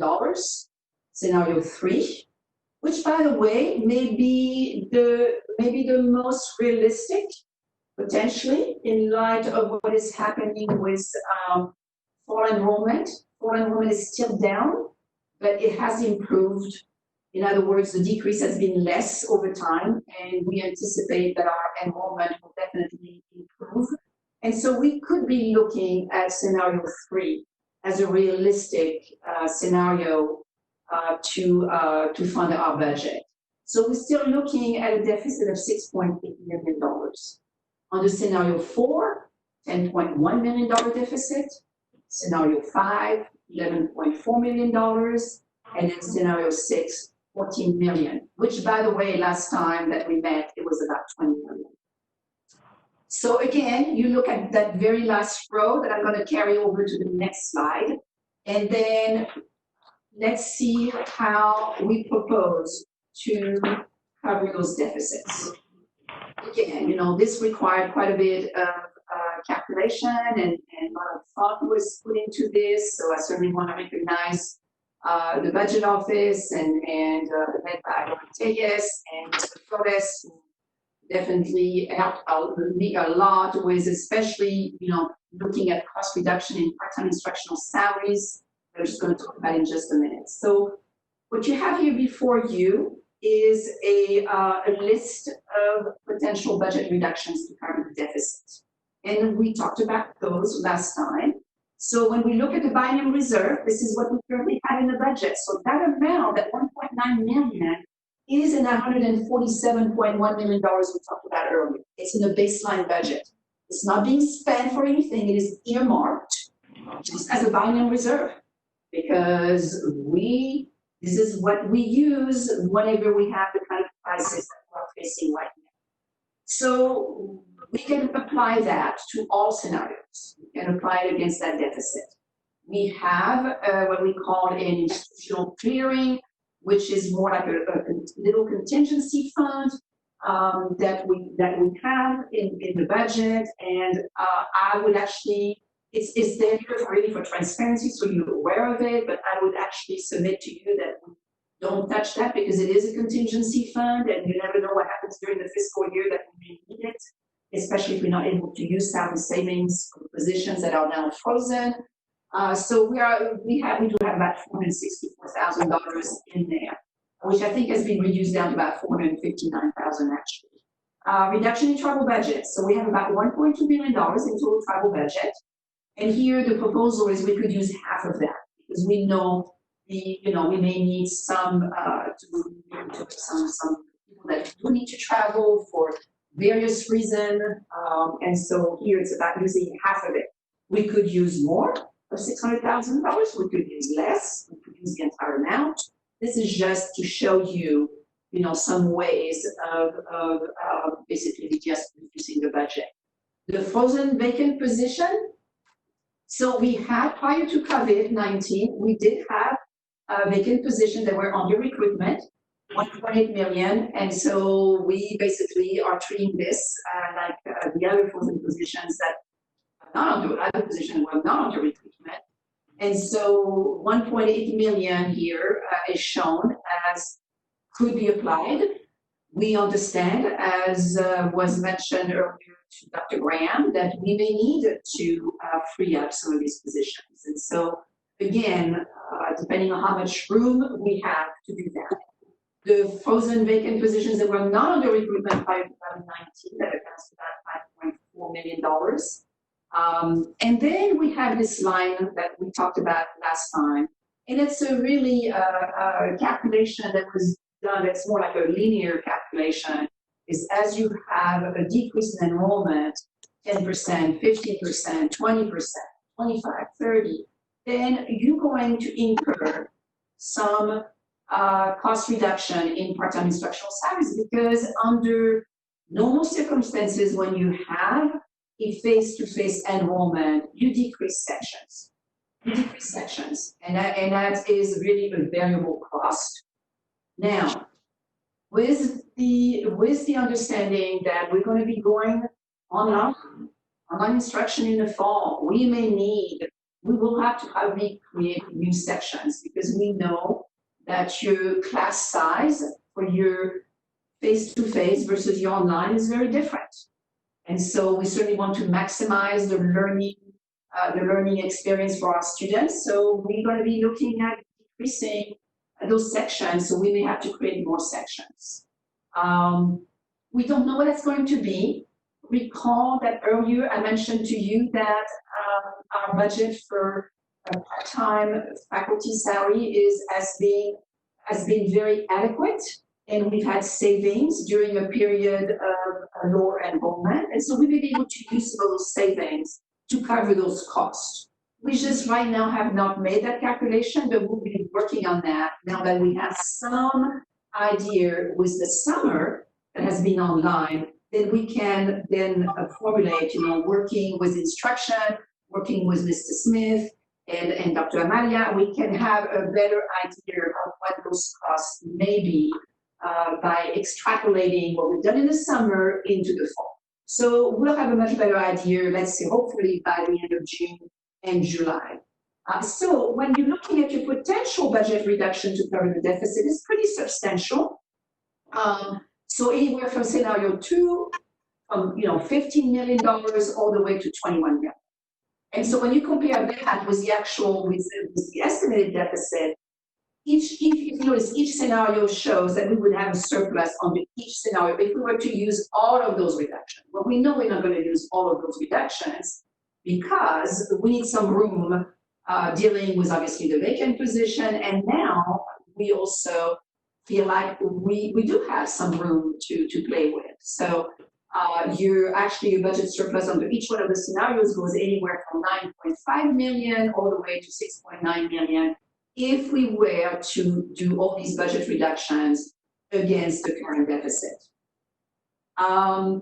One thing I did want to point out is under frozen vacant position that are not under recruitment, $5.4 million, we do have $1.5 million of positions that are earmarked for new facilities. So based on the need for those positions, then obviously we would have to make sure that our new facilities are staffed with either staff or faculty. So any questions on any of this? I know you've seen it before, but it is a lot of information to absorb. And again, we're going to refine this model as we get closer to the fall registration coming to a close. We'll have a better understanding about tax revenues, where tax rate is at. We'll have a better understanding of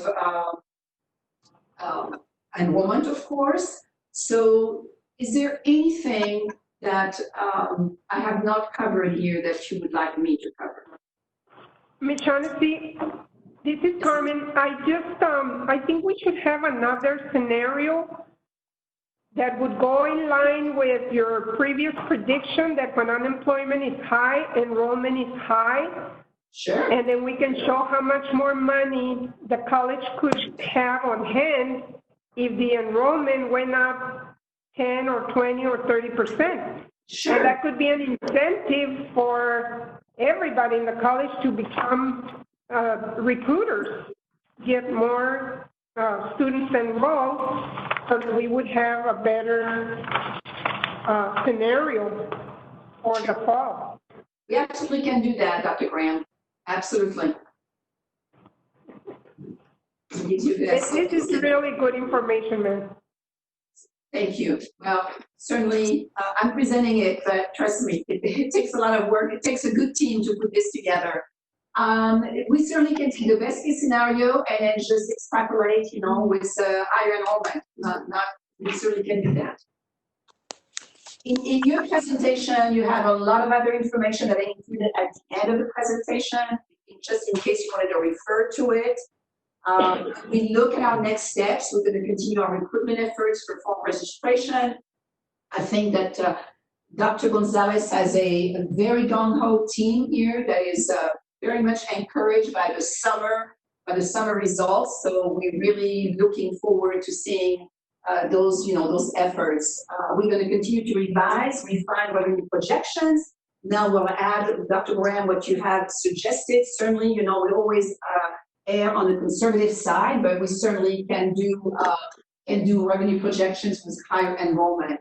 We're going to continue to account for and report costs related to COVID-19 for reimbursement, CARES funding. We want to really stretch those dollars as much as possible. And like you say, Dr. Graham, we don't want to return any money. Absolutely not. So we're going to make sure here we are sparing, really trying to make sure that we are accounting for reporting, for finding those costs, make sure that we are not forgetting anything that we are entitled to. We're going to continue our cost containment measures to obviously be on the safe side, to continue being conservative. None of these strategies, if you notice, call for a reduction in force.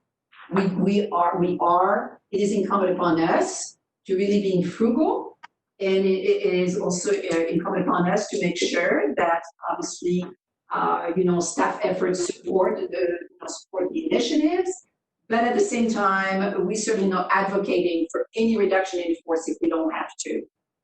We can continue our budget review for additional potential savings. This is something that we're on a mission. You should always take advantage of something like this to see, what is it we can do better. And certainly having to work remotely from home and using the technology has certainly taught us quite a bit how we can do things different, and certainly forced us to do that. And then we're going to continue to evaluate any additional requests to be funded because we want to make sure we're not forgetting anything. So, we are looking at June the 24th, a regular board meeting of the Board of Trustees. On June 30th, we'll have another updated preliminary property appraisal. July 25th, we'll have the certified property appraisal to be accepted by the Board of Trustees at the July board meeting. We'll finalize our tax revenue projections. We plan on obviously having a budget workshop with Board of Trustees. Let us know if you want to have one in June or one in July. So it's going to be really, I know this is a lot of information, but certainly we'll certainly give you an update as we move along. And in August, we'll have our adoption of the budget by the Board of Trustees. And then we have the adoption of the tax rate. Either we do it at the August meeting or in September. Why don't we just wait till you get the true figures from the CAD, and that's when we'll have your update. That would be after July 25th, sir. So it would be for the August meeting, or we could move the meeting a little later? Yeah, get it so we can approve it. But do we want to have a special meeting once you get those figures? We can discuss it during the closer, but I don't think we need another update until we get the certified figure from the Central Appraisal District. That's just my opinion. That's just me. But so we could be looking at a budget workshop at the end of July after we receive the certified property valuation. We could also present to you, some scenarios. If we have enrollment in the recycle program is requesting, that's what I'm hearing, probably. yeah, I think you're going to have better figures by the end of July. You're going to have the stuff from CAD, and you're going to also have an update on how this phone thing is going with our enrollment for fall. Absolutely. Yes, sir. And then we still have some time to adopt the budget in August. And you guys put a lot of work into this. I can't see you having to do one for June and then another one for July. I think we should wait until we get some better figures. That way you're not spending a lot of time. Thank you, sir. Ms. Honesty, do you think that the unemployment right now, is it on the chart that you gave us with the enrollment and unemployment rate history, when it hit at 10.6 on 2011 and 12, that's when the enrollment went up high. And so it did that year after. Is our unemployment higher now than that 10.6? It is. So it is possible that we would see a higher enrollment. It usually happens. It is, Dr. Graham, that we traditionally would expect that this fall. The fear factor is part of what we're expecting as well of students not. However, with the board's action this evening of the majority of our courses virtually, we think that we do have an opportunity to grow. It's a great point.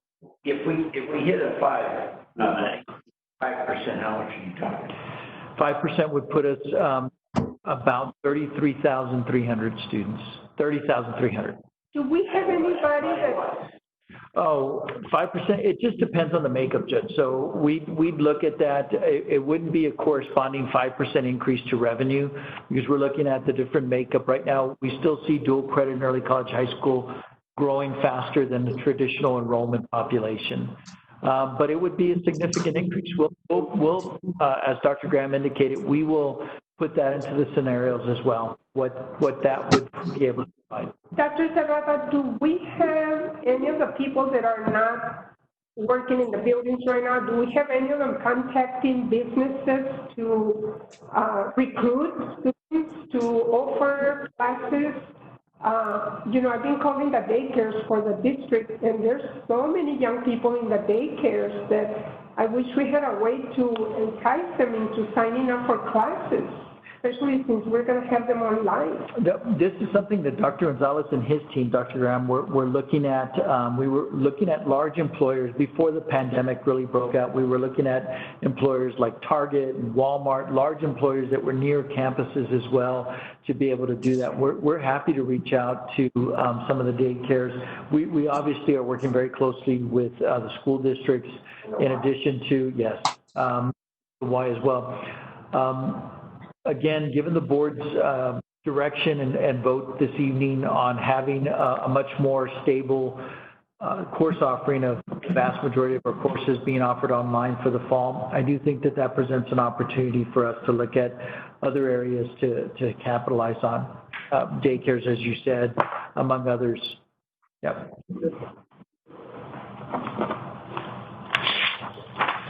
Thank you, Ms. Shaughnessy. Good job. Thank you very much to the Board of Trustees, because you are very patient, and thank you for your very good questions, and we appreciate your support. You did all of that under 5 minutes. Almost. Okay, our next board meeting is scheduled for June 24th. Correct, which we got to go into exec. He's trying to run away. June 24th. 4 o'clock, right? 4 o'clock. We're now going to go into executive. We're going to take about a 15-minute break.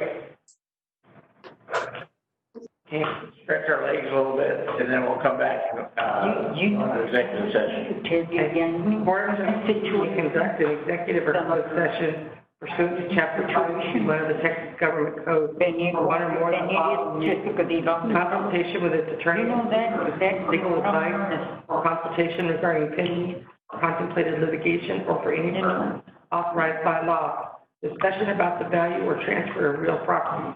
Discussion about a prospective gift or donation. Consideration of specific personnel matters. Discussion about security, personnel, and devices, or discussion of certain economic development matters. The board may also announce it will go into executive session on any item listed on this agenda if the subject matter is permitted for a closed session by provisions of Chapter 551 of the Texas Government Code. Any vote regarding these items shall be taken in open session. Discussion regarding legal effect of donation of personal protective equipment to a psychiatric center pursuant to Section 551.071 of the Texas Government Code. Discussion regarding EPCC employment contract for the 2020-2021 academic year in accordance with Texas Government Code 551.0712.